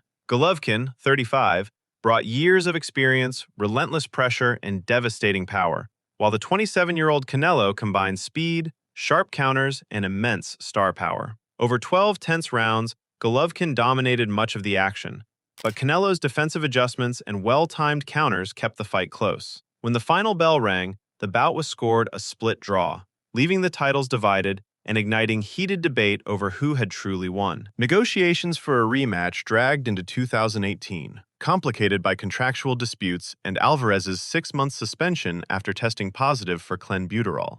When the rematch finally took place later that year, Canelo adjusted his strategy, targeting Golovkin's body and controlling key rounds. The fight ended in a majority decision win for Canelo, handing Golovkin his first professional loss and setting the stage for one of boxing's most talked-about rivalries. Riyadh Season Era. After 2020, many major middleweight fights were organized around Saudi-backed event cards rather than regular title schedules. Matchups were often set based on availability and event timing instead of mandatory rankings. Not to be confused with his twin brother Jermell, the light middleweight champion, Jermall Charlo held the WBC middleweight title for several years but fought infrequently, leaving fans frustrated at a champion rarely tested. In 2023, he returned with a catchweight fight against Jose Benavidez Jr., winning decisively, but the title wasn't on the line. In the same period, the IBF and WBO belts were held by Janibek Alim Kanuli, a technically precise counterpuncher who, despite controlling multiple championships, struggled to secure unification fights or marquee opponents, leaving him as a ghost champion. High-profile matchups often centered on fighters with strong personalities. Chris Eubank Jr., known for his flamboyant style and public persona, remained a draw even without a title. His April 2025 bout against Conor Benn delivered a brutal 12-round grudge match, marked by heavy exchanges, a clash of heads opening a cut, and both fighters hitting the canvas during a clinch in round 3.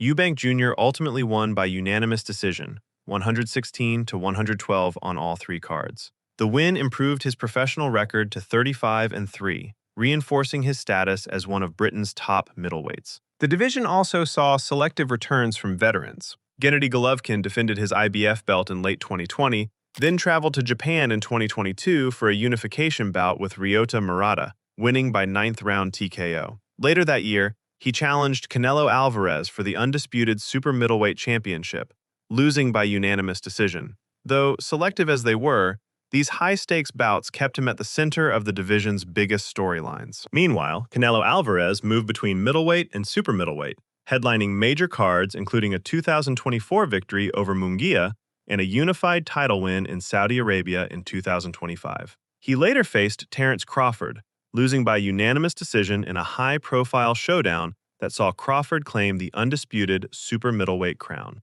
Leonard era. The first major era of lightweight boxing began with Benny Leonard's championship reign from 1917 to 1925, as the title became a national attraction. Leonard entered the championship picture in 1917 after rising quickly through East Coast clubs, fighting frequently to support his family and establish himself as a reliable headliner. Born Benjamin Liner in Manhattan, he turned professional in his teens and built his reputation through steady activity in New York, Philadelphia, and New Jersey, where promoters favored him for his ability to draw crowds. One of the era's defining moments occurred in Leonard's 1920 defense against Charlie White. White staggered him in the early rounds, forced extended clinches, and prompted several ringside journalists to predict an imminent stoppage. Leonard recovered by managing distance, working the body, and slowing White's momentum, preserving his title in what became known as his closest call. New boxing regulations also influenced the period.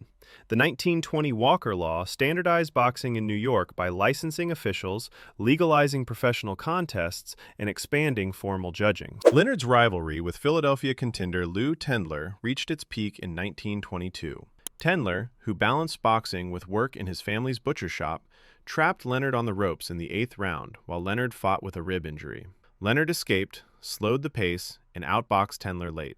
Tendler later remarked that Leonard won it with his head, referencing the champion's ability to manage difficult circumstances. Leonard retired in 1925 without having lost the title, closing the first popular era of lightweight boxing. Armstrong-Ambers era. The lightweight division of 1938 to 1939 was defined by 2 championship fights between Henry Armstrong and Lou Ambers, held during Armstrong's effort to maintain 3 world titles at once. Armstrong entered the division while already holding featherweight and welterweight belts, an unprecedented situation that promoters used to promote him across the country. Ambers, born Luigi D'Ambrosio, had worked in textile mills before turning to boxing, and was known for his capacity to handle long, physically demanding fights. Their first meeting in August 1938 produced one of the most debated scorecards of the decade. Armstrong won the decision despite referee Billy Cavanaugh deducting multiple rounds for fouls, including low blows and alleged use of the shoulder. Armstrong later said he felt like he had been wrestling the referee, too, a quote that gained traction in newspapers across the country. Ambers, who suffered deep cuts in the bout, argued that the fouls altered the rhythm of the fight more than the scoring itself. The decision remained controversial for months and framed the narrative for the rematch. Their 1939 rematch reversed the outcome entirely. Ambers prepared by emphasizing mobility after reviewing film of the first fight, while Armstrong faced the challenge of managing activity across 3 weight divisions. A clash of heads opened cuts above Armstrong's left eye, worsening as the rounds continued. Ringside physicians monitored him closely, and officials warned his corner about swelling that threatened the fight's continuation. Ambers won a unanimous decision, ending Armstrong's lightweight tenure and marking the last time a fighter attempted to actively defend 3 world titles simultaneously. Williams era. The next era, between 1945 to 1951, was shaped by Ike Williams, whose championship run occurred during heightened control by powerful promoters and managers. Williams, born in Brunswick, Georgia, and raised in Trenton, New Jersey, worked in a soda bottling plant before entering professional boxing. His rise coincided with the post-war surge in live gate attendance, and he became one of the most popular fighters on the East Coast. Williams signed under Frank "Blinky" Palermo, a figure whose influence in boxing extended through a network of fighters and promoters. Williams later said he'd basically been robbed blind in multiple fights, which was pretty common with managers back then. His 1948 title defense against Bo Jack at Madison Square Garden became one of his defining performances. Jack, a former shoeshine boy who had become a major New York draw, faced multiple knockdowns in the fight. Afterward, Williams claimed he had been instructed not to force a stoppage early because a longer fight would bring in more money. The allegation was never proven, but remained part of the bout's lore. Williams lost the lightweight title to Jimmy Carter in 1951, amid reports of payment disputes and unsettled negotiations. Laguna era. The mid-1960s lightweight championship turned on a trilogy between Carlos Ortiz and Ismael Laguna. Ortiz, who had worked in New York factories before establishing a presence on televised fight cards, entered the decade as Puerto Rico's premier boxer. Laguna, from Colón, Panama, trained through rigorous routines that included early morning coastal runs in humid, tropical weather. Their contrasting backgrounds and rising national fan bases elevated the stakes of their rivalry. Laguna won their first meeting in April 1965 in Panama City. Ortiz struggled with the climate, and Laguna controlled the bout despite swelling around his right cheek. He later said the swelling came from a punch I didn't see.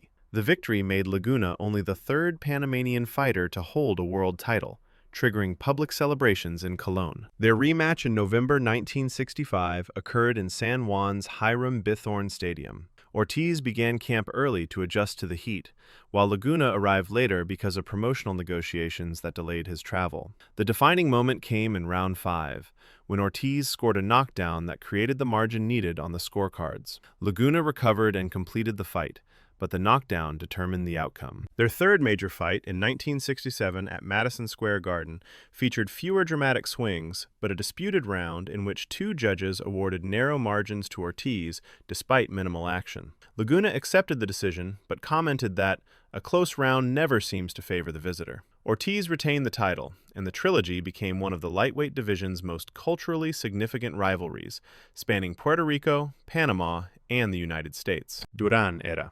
No era at lightweight loomed larger in the 1970s than Roberto Duran, whose reign mixed dominance, controversy, and a rivalry that defined the decade. Born in El Chorrillo, Panama, Duran grew up in poverty, shining shoes and selling newspapers before entering the boxing gym. His early toughness became part of his public identity, especially in Panama City, where he trained in crowded gyms where everyone was fighting for ring time. Duran won the lightweight title in 1972 against Ken Buchanan at Madison Square Garden in a fight that ended in controversy. After the bell ending round 13, Duran threw a punch while the referee attempted to separate the fighters. Buchanan collapsed, holding his groin, and the referee stopped the contest. Buchanan's corner insisted the final blow was illegal. Duran maintained, "I did nothing wrong. They said fight." The moment was one of the most debated endings of the decade. Contract and promotional disputes influenced much of Duran's title run. Negotiations for unification bouts repeatedly collapsed over purse splits and appearance fees. Duran expressed frustration in interviews, stating he was champion but still waiting for the biggest fights. His rivalry with Esteban de Jesus became the big story of the era. De Jesus, a talented Puerto Rican lightweight battling drug addiction outside the ring, handed Duran his first professional loss in a non-title fight, dropping him early with a counterpunch. Duran later said, "He caught me clean. I was not ready." Their 1974 rematch for the lightweight title ended with Duran winning by stoppage after pressing the fight at close range. Their third fight in 1978, Duran's final lightweight fight, also ended in Duran's favor. Camacho-Rosario era. The mid-'80s lightweight scene was carried by one rivalry: Hector Camacho versus Edwin Rosario. Two Puerto Rican stars who couldn't have been more different. Camacho, who immigrated to New York from Puerto Rico as a child, trained under Pat Flannery. His bright outfits, entrances, and unconventional training habits made him a television favorite. Rosario, from Toa Baja, entered boxing to support his family after the sudden death of his older brother. His quiet personality and traditional training routines stood in sharp contrast to Camacho's flamboyance. Their 1986 title fight in Las Vegas became the era's anchor moment. Rosario hurt Camacho in round 5 with a right hand that left Camacho circling and retreating for several rounds. Ringside commentators questioned whether Camacho had fully recovered. Camacho won by split decision, sparking debate. Efforts to arrange a rematch fell apart in 1987 as disputes over purse splits, contract terms, and network rights stalled talks. Whitaker era. Pernell Whitaker hit his prime in the late 80s and early 90s and became one of the sport's sharpest technicians. Whitaker, from Norfolk, Virginia, won Olympic gold in 1984 before turning pro. His early life included time working in a shipyard, a detail frequently highlighted in broadcast introductions as part of his blue-collar identity. The biggest controversy of the era occurred in 1988, a year before he officially claimed the lightweight title. Whitaker challenged Jose Luis Ramirez for the WBC lightweight championship in Paris. Despite Whitaker appearing to win widely, outlanding Ramirez and controlling most rounds, the judges awarded Ramirez a split decision. Newspapers across the United States, Mexico, and France ran unofficial scorecards showing Whitaker ahead by a wide margin. The WBC later acknowledged scoring irregularities, and promoter Lou Duva called the decision an embarrassment. The controversy set up demands for a rematch. Whitaker won the IBF lightweight title in 1989 by defeating Greg Haugen. Haugen, who had taken up boxing while serving time in a Washington State corrections facility, failed a drug test before the bout and received a fine. Whitaker won comfortably and continued to press for the Ramirez rematch. Later that year, Whitaker met Ramirez again, this time winning decisively and unifying the WBC and IBF titles. Ramirez, nearing retirement, said afterward that this time the judges saw what they needed to see. Whitaker moved up in weight in 1993. Marking the end of his lightweight era, Mosley era. By the late 90s, Shane Mosley was the lightweight everyone had to go through, climbing fast as cable networks started airing fights every week.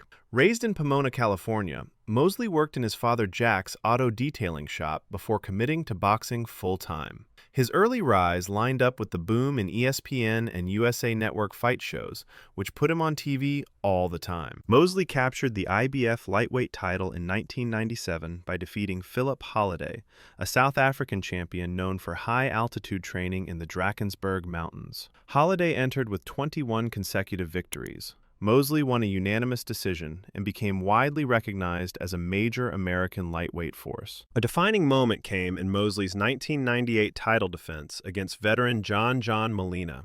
Molina, a former shipping yard laborer from Puerto Rico who had competed in multiple divisions, entered as a substantial underdog.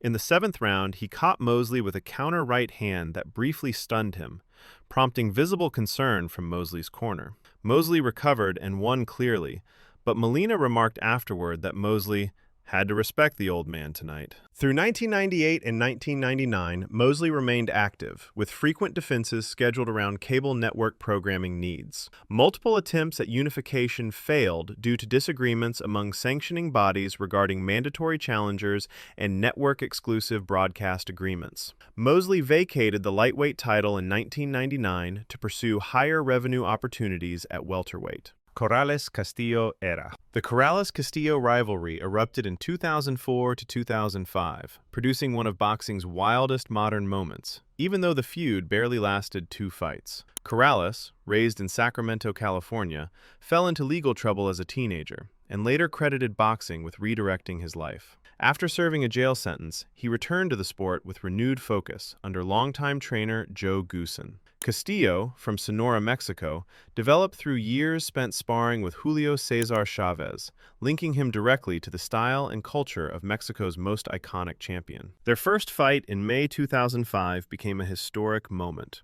Corrales, known for toughness, entered the bout shortly after returning from a 14-month prison sentence. In round 10, Castillo dropped Corrales twice within seconds. Between knockdowns, Goossen famously told Corrales, "You've got to get inside on him now." Corrales bit down on his mouthpiece and launched a dramatic rally along the ropes, forcing a referee stoppage in one of the sport's most iconic comebacks. Plans for a rematch collapsed at the weigh-in when Castillo came in several pounds overweight.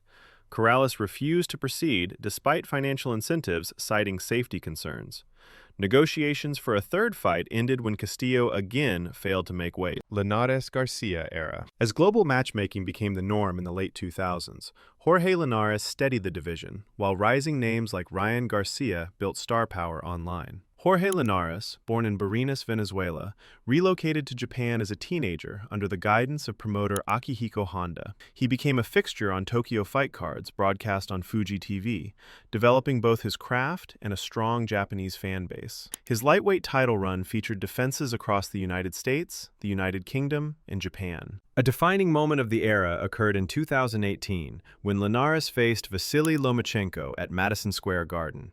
Linares scored a clean knockdown in round 6, the first knockdown of Lomachenko's professional career, when he timed a perfectly placed right hand as Lomachenko stepped inside. Later in the fight, Linares suffered a hand injury and was stopped by a body shot in round 10. Ryan Garcia emerged in the second half of the era as one of the first major boxing contenders whose early profile was built primarily on social media. His Instagram and YouTube sparring videos drew millions of views, helping him secure sponsorships and a high public profile before reaching championship contention. Under Golden Boy Promotions and later the coaching of Eddie Reynoso, Garcia's most important fight of the era came in 2021 against British Olympic gold medalist Luke Campbell. Campbell scored a second-round knockdown with a looping left hand, and Garcia later admitted he didn't see the punch. Garcia recovered and won with a seventh-round body shot knockout, a performance widely viewed as the transition from influencer to legitimate contender. Lomachenko era. When Vasily Lomachenko hit the lightweight divisions, things shifted instantly. High-profile unifications, international venues, and a rush of challengers trying to keep up. Lomachenko, born in Bilhorod-Dnistrovsky, Ukraine, entered the division after winning world titles at featherweight and super featherweight. Trained by his father Anatoly, aka Papachenko, who incorporated dance, footwork patterns, and hand-eye reaction drills, Lomachenko entered with an astonishing 396-1 amateur record and 2 Olympic titles. In 2018, Lomachenko fought for a title against Jose Pedraza. Pedraza, training in Cedra, Puerto Rico after Hurricane Maria disrupted many local facilities, entered the fight as a heavy underdog, but pushed Lomachenko into unusually high-volume late rounds as both corners called for increased activity. Lomachenko won a unanimous decision. In 2019, Lomachenko traveled to London to fight Luke Campbell at the O2 Arena. Campbell, a former Olympic champion who had grown up working in Hull's fisheries, trained extensively at elevation in Spain, but it didn't matter. Lomachenko won another unanimous decision, adding another belt and setting the stage for further unification. The era concluded in 2020 when Lomachenko faced Teofimo Lopez. Lopez built an early lead as Lomachenko remained unusually conservative in the early rounds. Lomachenko surged late but could not overcome the deficit. Lopez won by unanimous decision, ending the Lomachenko era and clearing the way for a new wave of lightweight champions. Four Princes era. The early 2020s brought a new dynamic. 4 young stars, Gervonta Davis, Teofimo Lopez, Devin Haney, and Ryan Garcia, headlining separately while shaping the division at the same time. Gervonta Davis, raised in Baltimore's Sandtown, Winchester neighborhood, entered the decade under Mayweather Promotions after a difficult childhood that included time in group homes. His knockout-heavy record and endorsement from Floyd Mayweather Jr. made him a reliable pay-per-view attraction. Teofimo Lopez, born in Brooklyn to Honduran parents, worked intermittently for his father's landscaping business before turning pro. His 2020 victory over Vasily Lomachenko established him as a top lightweight champion. Contract disputes followed, and Lopez's 2021 defense against George Kambosos Jr. was pushed back several times. When the fight finally happened, Lopez came in under heavy pressure. Kambosos scored an early knockdown, winning by decision and shaking up the division. Devin Haney, who began fighting professionally in Mexico due to age restrictions in the United States, grew up between Oakland and Las Vegas.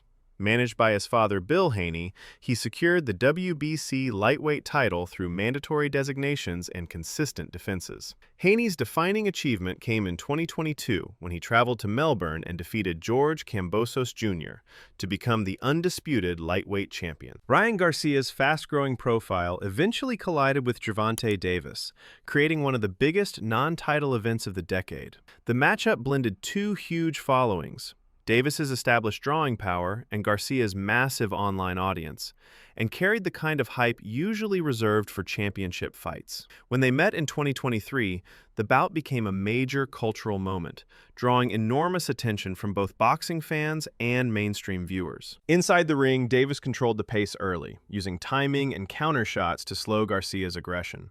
In the second round, he dropped Garcia with a clean counter left hand, a reminder of the power that had carried his rise. Garcia regrouped and tried to press forward, but Davis steadily took command of the exchanges. In the seventh round, Davis landed a precise body shot that forced Garcia to take a knee and remain down for the count, ending the fight with a single, well-placed punch. Garcia even showed up at Davis's 2024 fight against Frank Martin, wearing a shirt that said "Tank's #1 fan" on the front and "Rematch me Bish" on the back. A trolling call-out that instantly went viral and reignited talk about a second fight between the two. 1890 to 1919. From 1890 to 1919, most bantamweight boxing took place in New York, Pennsylvania, and California. Fighters often boxed every 2 to 3 weeks, and champions were expected to remain active or risk being replaced by another contender. Jimmy Berry anchored the earliest years of this period. He claimed the Bantamweight championship in the 1890s, unified recognition by defeating Walter Crute in 1897, and retired undefeated in 1899 after a string of draws and no-decision bouts.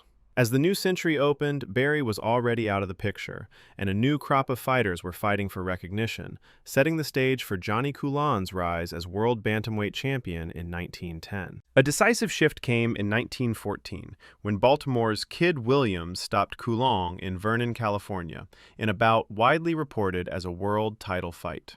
Williams was a relentless pressure fighter who defended the championship frequently, but controversies over fouls and newspaper decisions created overlapping claims from rivals in different states. Pete Herman, a New Orleans bantamweight, worked his way through top opposition during this period and first fought Kid Williams in a non-title bout at home. In January 1917, Herman outpointed Williams over 20 rounds in New Orleans to lift the bantamweight championship, becoming the era's most widely accepted champion heading into the final years of the decade. World War I complicated the landscape. Many boxers traveled less or left the sport entirely, and several, including Kid Williams, spent time in military service. 1920 to 1928. Between 1920 and 1928, Pete Herman's bantamweight championship reign continued from the war years, but the title quickly changed hands amid competing claims between the New York State Athletic Commission and the National Boxing Association.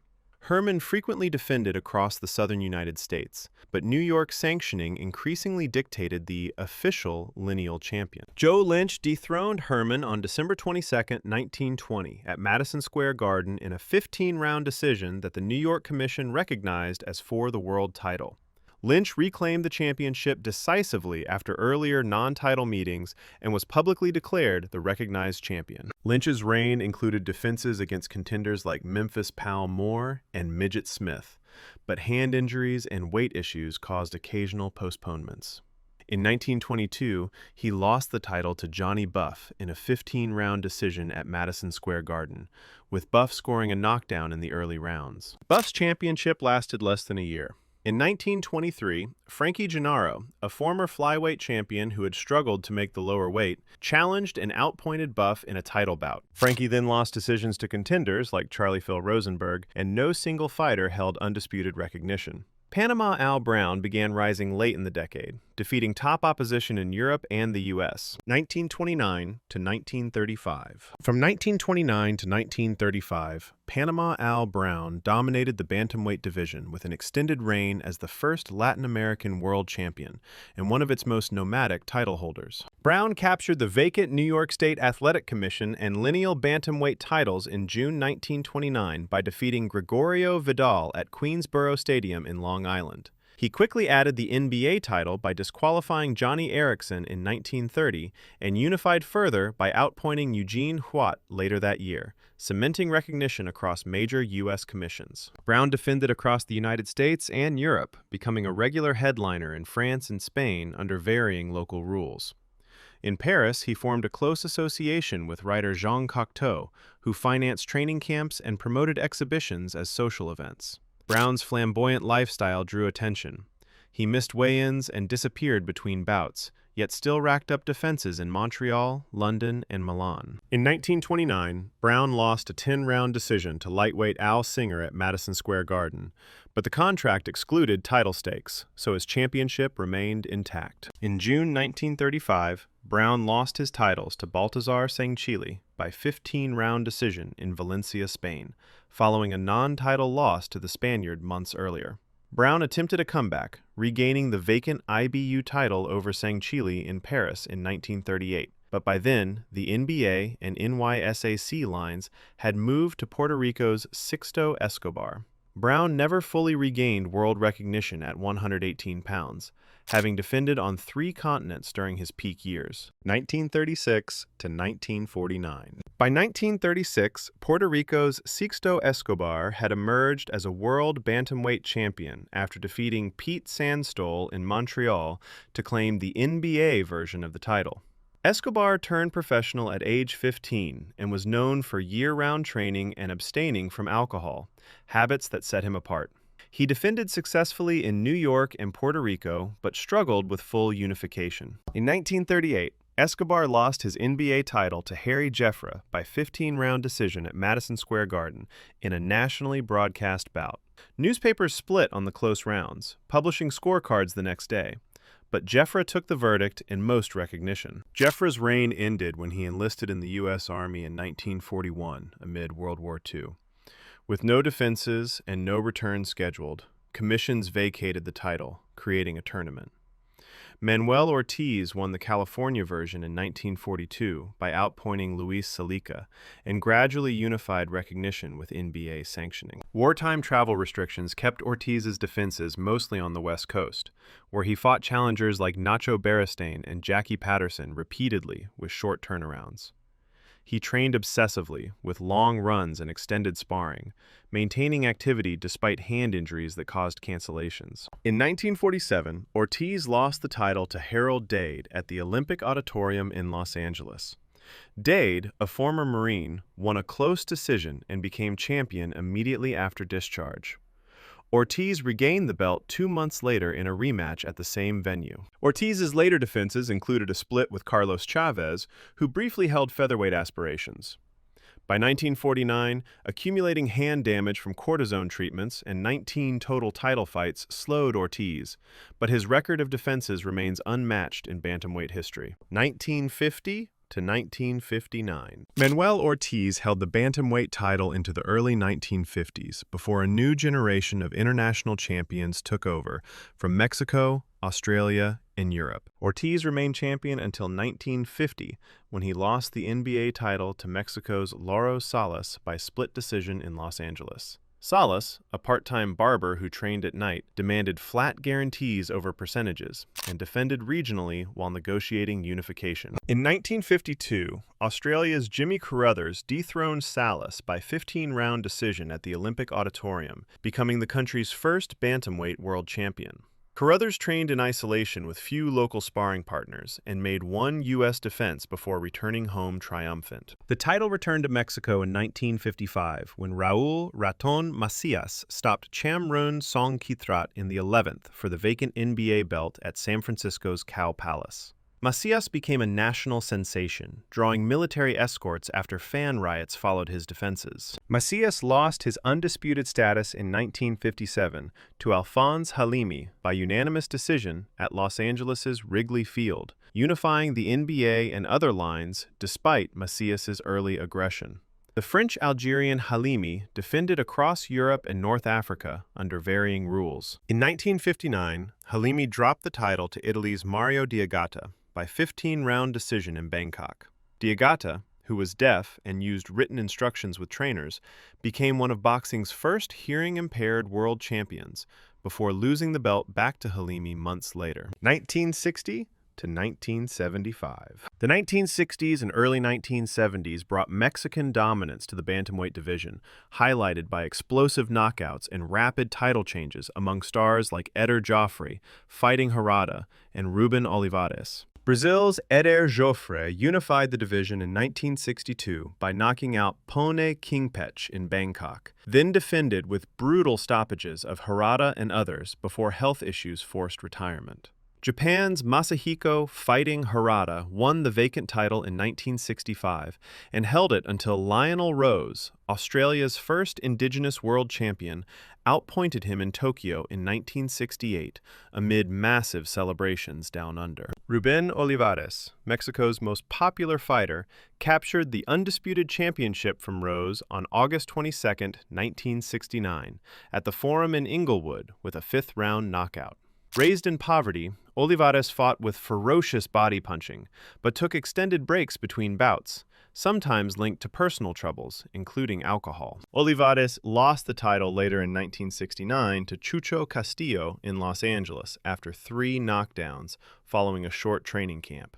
He regained it by fourth-round stoppage in December, then defended aggressively before vacating in 1972 due to weight issues. Carlos Zarate inherited the WBC belt and built a 55-fight knockout streak through the rankings. In 1976, he stopped Alberto Morales for the title, then defended with ferocity. Zarate and WBA champion Alfonso Zamora met in 1977 at Super Bantamweight.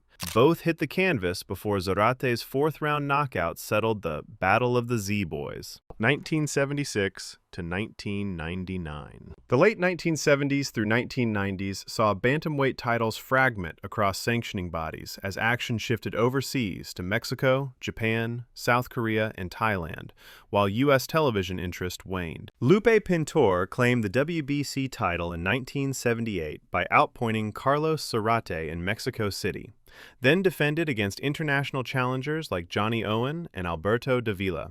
The WBA crown cycled through Thai and Mexican hands, with Kaosai Galaxy holding it for 19 defenses from 1984. The IBF introduced its bantamweight belt in 1984, won by South Korea's Bong Joon Kim. Orlando Canizales from Texas captured the IBF title in 1988 and made a division record 16 defenses over 6 years, beating contenders like Kelvin Seabrooks and Mauricio Pastrana. Japan emerged as a hotbed, with WBC champions like Payao Poultarat and Jiro Watanabe, though Watanabe's defenses were primarily at super flyweight before bantam bouts. Champions often avoided unification due to promoter contracts and TV deals. A 1991 Kim-Canizales clash fell through over broadcast conflicts. Canizales lost the IBF belt in 1994 to Jose Luis Bueno, but reclaimed versions later. Jeff Fennick, Australia's 3-division star, challenged for WBC unification in 1991, but was stopped by Azuma Nelson at featherweight. The era closed with alphabet belts spread across Asia and the Americas, setting up the 4-belt chaos of the 2000s. 2000 to 2018. The 2000s and 2010s fragmented the bantamweight division into 4 separate major belts that rarely unified, with champions defending regionally across Mexico, Panama, the Philippines, and the UK. Vic Darchinyan, an Armenian-Australian southpaw, held the IBF flyweight title before moving up. In 2007, Nonito Donaire knocked him out in the 5th at flyweight, fracturing his orbital bone and earning Knockout of the Year honors. Donaire later became a bantamweight star, unifying belts multiple times. Fernando Montiel, a Mexican veteran, held WBC and WBA bantamweight titles into 2011, defending frequently on short notice. Donaire stopped him in the 2nd round that February at bantamweight for the WBC/WBO crowns, ending Montiel's run. Anselmo Moreno of Panama controlled the WBA regular bantamweight title from 2008, defending mostly in Panama and Germany. His 2012 clash with Abner Mares at Super Bantamweight ended controversially via repeated low blows. Joseph Agbeko and Yanni Perez delivered a brutal rivalry for the IBF belt. Their 2010 Las Vegas war featured disputed knockdown counts. Agbeko's protest failed, but a rematch order was later scrapped. By 2018, fragmentation peaked. WBC with Luis Neri, Mexico, WBA Super with Ryan Burnett, Northern Ireland, IBF with Emmanuel Rodriguez, Puerto Rico, and WBO with Zolani Tete, South Africa. No unifications materialized amid contractual standoffs. 2019 to present. Naoya Inoue's arrival transformed the bantamweight division, bringing unification and undisputed status to Japan for the first time in decades. In May 2019, Inoue stopped IBF champion Emmanuel Rodriguez in the second round of the World Boxing Super Series semifinals at Glasgow's SSE Hydro. Holding the WBA title, Inoue dropped Rodriguez 3 times with a left hook, unifying 2 belts at 119 of round 2. Later that year, Inoue faced Nonito Donaire in the WBSS final at Saitama Super Arena. Donaire fractured Inoue's orbital in round 2, but Inoue rallied for a 12th round knockdown and unanimous decision victory. Both required hospital treatment. The WBA postponed Inoue's mandatory until clearance. Pandemic restrictions in 2020 kept Inoue domestic until a 7th round stoppage of Jason Maloney in the Las Vegas MGM bubble. Negotiations stalled for WBC unification with Nordine Oubaali due to quarantines. In June 2021, Inoue added the WBC belt by stopping Oubaali in the 9th at Las Vegas's Virgin Hotels. Oubaali's corner waved the towel after repeated knockdowns. Inoue became the first undisputed bantamweight champion of the 4-belt era on December 26, 2022, against WBO champion Paul Butler in Tokyo. Butler landed few clean shots over 11 rounds before Inoue's multiple knockdowns prompted a stoppage. Inoue vacated in early 2023 and moved up, stopping Stephen Fulton in July to unify super bantamweight belts. The bantam belts scattered. Jason Maloney won the vacant WBO, Takuma Inoue the WBA, Emmanuel Rodriguez reclaimed the IBF, and Junto Nakatani took the WBC. Queensberry era. In 1867, the Marquess of Queensberry rules formally reshaped boxing into a codified sport. These rules introduced 3-minute rounds with 1-minute breaks, ensuring fighters operated under a fixed rhythm rather than endless brawls. A 10-second count for knockdowns standardized recovery, replacing subjective judgments by referees. Most significantly, padded gloves were made mandatory. This innovation reduced the frequency of cuts and broken hands while also changing punching techniques, since fighters could throw with more force without damaging their fists. Wrestling holds, which had been common in bare-knuckle contests, were banned, further separating boxing from other forms of combat sport. By 1882, John L. Sullivan embodied the new age. Known as the Boston Strong Boy, he became the first gloved heavyweight champion and the sport's first mainstream star. His dominance drew massive crowds and helped legitimize boxing under the new rule set. In 1899, James J. Jeffries carried the lineage forward with a reign built on strength and durability. The turning point came in 1908, when Jack Johnson captured the heavyweight crown, becoming the first African-American champion and challenging both athletic and social barriers under Queensberry's framework. Golden Age. By the 1920s, boxing had ascended into one of the 3 most popular sports in the world, alongside baseball and horse racing. A major reason was the work of promoter Tex Rickard, who transformed boxing events into national spectacles. At the same time, radio broadcasting was emerging, carrying live commentary of title fights into homes across the country and expanding the sport's reach far beyond arenas. Inside the ring, Jack Dempsey symbolized the era's ferocity. His relentless aggression and heavy hooks not only demolished opponents but also broke attendance records. Stadiums filled with tens of thousands, and his fights became cultural milestones. Yet skill could still outweigh raw power. In 1926, Gene Tunney outmaneuvered Dempsey with disciplined footwork and precise counterpunching to win the heavyweight crown. Their rematch in 1927 produced the long count fight, when Tunney survived a delayed 10-count knockdown and went on to secure victory, creating one of boxing's most famous controversies. By the late 1930s, Joe Louis had risen as the Brown Bomber. His combination of textbook technique and knockout power made him a dominant champion. Lewis's 1938 rematch victory over German fighter Max Schmeling carried immense political and symbolic weight, representing more than sport during a tense pre-war climate. This period cemented boxing as both athletic contest and cultural event. Post-war champions. After World War II, boxing adapted to a new era of mass media. On June 18, 1946, Joe Louis defended his title against Billy Conn in what became the first heavyweight championship broadcast live on television. Millions of Americans watched from their homes, signaling a shift in how the sport would reach its audience. Louis's power remained intact, but by 1949, he relinquished the crown to Ezzard Charles, a skilled counterpuncher whose style emphasized precision and timing over brute force. That same decade produced Rocky Marciano, a fighter defined by relentless aggression and a devastating right hand. In 1952, Marciano won the heavyweight championship by knocking out Jersey Joe Walcott, beginning an undefeated reign that lasted until his retirement in 1956 with a perfect record of 49 wins and no losses. His unyielding style captured the public imagination and set a standard for durability. Meanwhile, Sugar Ray Robinson dominated the lighter divisions. Sugar Ray Robinson era. Sugar Ray Robinson is often regarded as the most complete fighter in boxing history, and his dominance in the 1940s and 1950s marked an era centered on his brilliance. Robinson began his professional career in 1940 and quickly compiled an extraordinary record. Between 1943 and 1951, he went undefeated for over 90 fights, a feat unmatched in modern boxing. His style blended fast combinations, elusive footwork, and ring intelligence in a way that allowed him to control distance and dictate the pace against virtually any opponent. As welterweight champion from 1946 to 1951, Robinson showcased how speed and precision could neutralize bigger punchers. Moving up in weight, he captured the middleweight title multiple times throughout the 1950s, solidifying his legacy across divisions. His rivalry with Jake LaMotta highlighted his adaptability. Robinson's 6 victories in their series, including the famous St. Valentine's Day Massacre in 1951, demonstrated both his technical mastery and his ability to endure punishing fights. Robinson's cultural presence also mattered. He embodied style and charisma outside the ring, running businesses in Harlem and influencing the image of the modern athlete.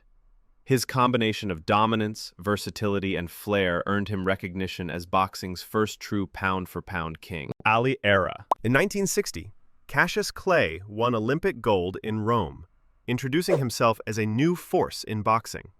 4 years later, at only 22 years old, he shocked the world by defeating Sonny Liston for the heavyweight championship. Clay's style broke from convention. He kept his hands low, moved with constant lateral motion, and relied on lightning-fast jabs and reflexes. His declaration, "I am the greatest," announced a personality as bold as his technique. Shortly after, Clay embraced a new identity as Muhammad Ali, joining the Nation of Islam and redefining himself both socially and spiritually. In 1967, his refusal to be drafted into the Vietnam War cost him his title and 3 prime years of his career. Yet the absence only magnified his stature, transforming him into a cultural icon whose influence extended far beyond the ring. When Ali returned in 1970, the heavyweight division had become fiercely competitive.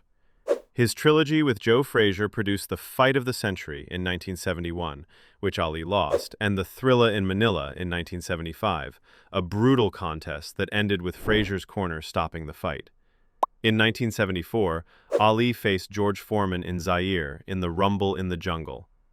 Using the rope-a-dope strategy, he absorbed Foreman's power punches until his opponent tired, then scored an 8th-round knockout to regain the championship. Ali's career extended into the late 1970s, including bouts with Leon Spinks and a final run before retiring in 1981.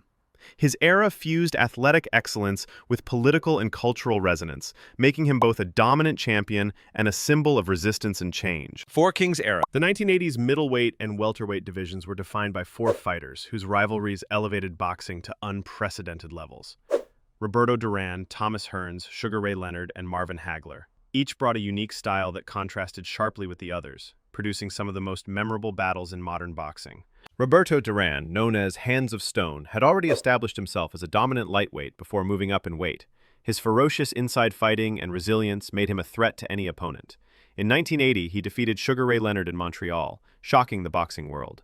Leonard, however, adapted in their rematch later that year, using movement and speed to outclass Duran in what became the famous No Mas fight, when Duran quit mid-bout. Thomas Hearns, with his exceptional height and 78-inch reach, carried knockout power in both hands. His 1981 clash with Leonard was a high-stakes meeting between speed and power.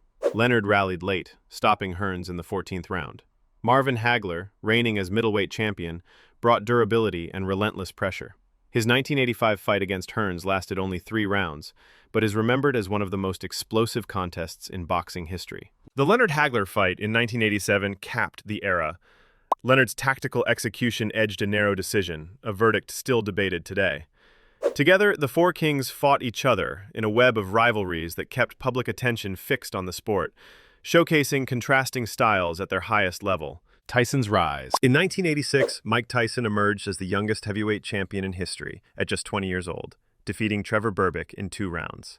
His style, crafted under trainer Cus D'Amato, emphasized the peekaboo guard, high hands, constant head movement, and explosive counters launched from a compact stance. Tyson's blend of speed and power overwhelmed opponents before they could mount effective strategies. From 1986 to 1988, Tyson unified the WBC, WBA, and IBF titles, becoming the undisputed heavyweight champion.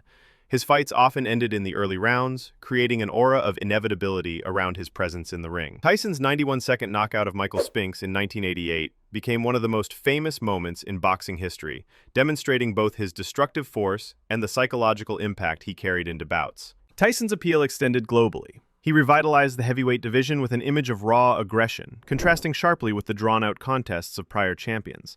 Every appearance became a major event, amplified by television coverage and pay-per-view growth.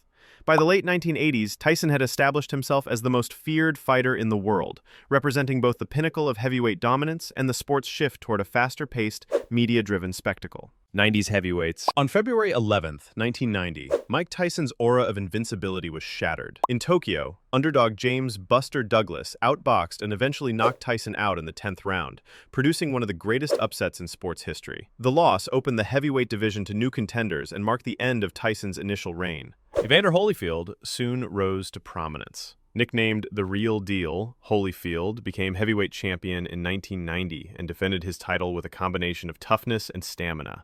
His trilogy with Riddick Bowe in the early 1990s showcased brutal exchanges and shifting momentum, with Holyfield winning 2 of the 3 encounters. These fights reinforced the depth of talent in the division and kept public attention fixed on heavyweight clashes. Meanwhile, Lennox Lewis emerged as a new force. A 1988 Olympic gold medalist, Lewis turned professional, and by the mid-1990s had captured the WBC title. His disciplined jab and size advantage allowed him to outclass opponents systematically.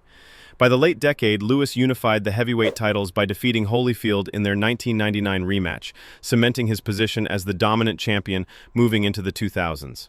Lennox Lewis era. Lennox Lewis established himself as the defining heavyweight of the late 1990s and early 2000s. Standing 6 feet 5 inches with an 84-inch reach, he used his physical advantages in combination with technical precision. His jab became the centerpiece of his strategy, controlling range and setting up right hands that ended fights decisively. Lewis first claimed the WBC title in 1993, but faced setbacks, including a loss to Oliver McCall. Demonstrating resilience, he regained championships and refined his style under trainer Emanuel Steward. Steward emphasized balance, punch selection, and disciplined defense, transforming Lewis into a complete heavyweight who could dominate tactically as well as physically. Lewis claimed the pinnacle of his reign came in 1999 and 2000 when Lewis defeated Evander Holyfield in their 2-fight series, unifying the major heavyweight titles. He later secured legacy-defining victories over David Tua, Michael Grant, and Mike Tyson in 2002, dismantling Tyson with a combination of control and power. His 2003 victory over Vitaly Klitschko, though stopped on cuts, further reinforced his toughness against elite opposition. Lewis retired in 2004 as the undisputed champion, one of the few heavyweights to leave the sport on top. His era emphasized professionalism, technical mastery, and consistent dominance at the highest level of competition. Roy Jones Jr. Era. Roy Jones Jr. dominated the 1990s and early 2000s across multiple weight classes, redefining athleticism in boxing. Starting as a middleweight, he captured titles at super middleweight, light heavyweight, and eventually heavyweight, displaying speed and reflexes that seemed unmatched. His style was unconventional, hands low, sudden explosive counters, and footwork that allowed him to dart in and out before opponents could react. In 1993, Jones won his first world title at middleweight by defeating Bernard Hopkins, controlling the fight with speed and accuracy.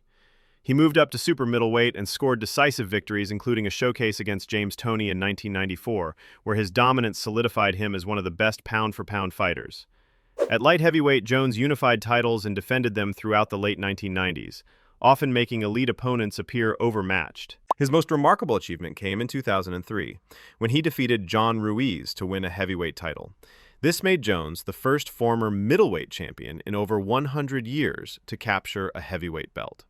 His reign highlighted not just technical skill, but extraordinary physical gifts that defined him as a generational talent. Jones's era underscored the possibility of dominance across divisions, a rarity in boxing history. Mayweather-Pacquiao era. The early 2000s to mid-2010s were defined by the parallel rise of Floyd Mayweather Jr. and Manny Pacquiao, two fighters whose contrasting styles and global followings created one of boxing's greatest rivalries. Floyd Mayweather, nicknamed Money, built his career on defensive mastery. His use of the shoulder roll, precise counterpunching, and footwork allowed him to neutralize opponents while taking minimal punishment. By the time he defeated Oscar de la Hoya in 2007, Mayweather had established himself as the sport's pay-per-view king, combining technical excellence with unmatched business acumen. Manny Pacquiao, in contrast, stormed through weight divisions with speed and aggression. Beginning as a flyweight, he captured titles in 8 divisions, more than any fighter in history. His southpaw stance, straight left hand, and relentless volume overwhelmed opponents across multiple eras. By 2010, he was widely considered the most exciting offensive fighter in the sport. Their long-anticipated meeting finally took place on May 2nd, 2015. Marketed as the fight of the century, it drew record revenues. The bout itself unfolded as a tactical contest, with Mayweather controlling distance and pace to win a unanimous decision. While the result affirmed Mayweather's technical supremacy, both fighters cemented their legacies as global icons. This era demonstrated how contrasting styles and personalities could expand boxing's commercial reach while sustaining its competitive intrigue. Modern era. The current era of boxing is not defined by a single ruler, but by a diverse group of champions and an evolving media landscape. At super middleweight, Saul Canelo Alvarez has become the face of global boxing. After unifying all 4 major titles in 2021, he established himself as the undisputed champion at 168 pounds. His resume spans victories from light middleweight to light heavyweight, showcasing adaptability across divisions. In 2025, Canelo remains at the forefront, headlining a landmark event against Terence Crawford at Allegiant Stadium in Las Vegas. Scheduled to stream live worldwide on Netflix, this bout underscores both his enduring relevance and the sport's shift away from traditional pay-per-view. In the heavyweight division, Tyson Fury and Alexander Usyk have shaped a new era of rivalry. Fury ended Vladimir Klitschko's long reign in 2015 and cemented his status through a trilogy with Deontay Wilder. Usyk, the former undisputed cruiserweight champion, moved up and defeated Anthony Joshua twice before claiming undisputed heavyweight honors against Fury. Together, they represent a period where technical skill, movement, and adaptability have redefined expectations in boxing's most storied weight class. At lighter weights, Terence Crawford and Gervonta Tank Davis command U.S. attention. Crawford's tactical precision and ability to adjust mid-fight have earned him recognition as the sport's pound-for-pound leader. Davis, with explosive knockout power, consistently draws massive crowds, proving the continued market for action-driven fighters. Ryan Garcia, with his blend of speed and social media influence, represents boxing's ability to reach younger audiences through digital platforms. Equally transformative is how fans access the sport. Streaming services like DAZN, ESPN Plus, and Netflix now dominate distribution, while Saudi-backed promotions bring major events to global audiences. The announced matchup between Gervonta Davis and Jake Paul exemplifies the blending of elite competition with crossover spectacle. Paul's influence outside the sport, paired with Davis's established credentials, highlights how boxing's modern era thrives on both legitimacy and entertainment.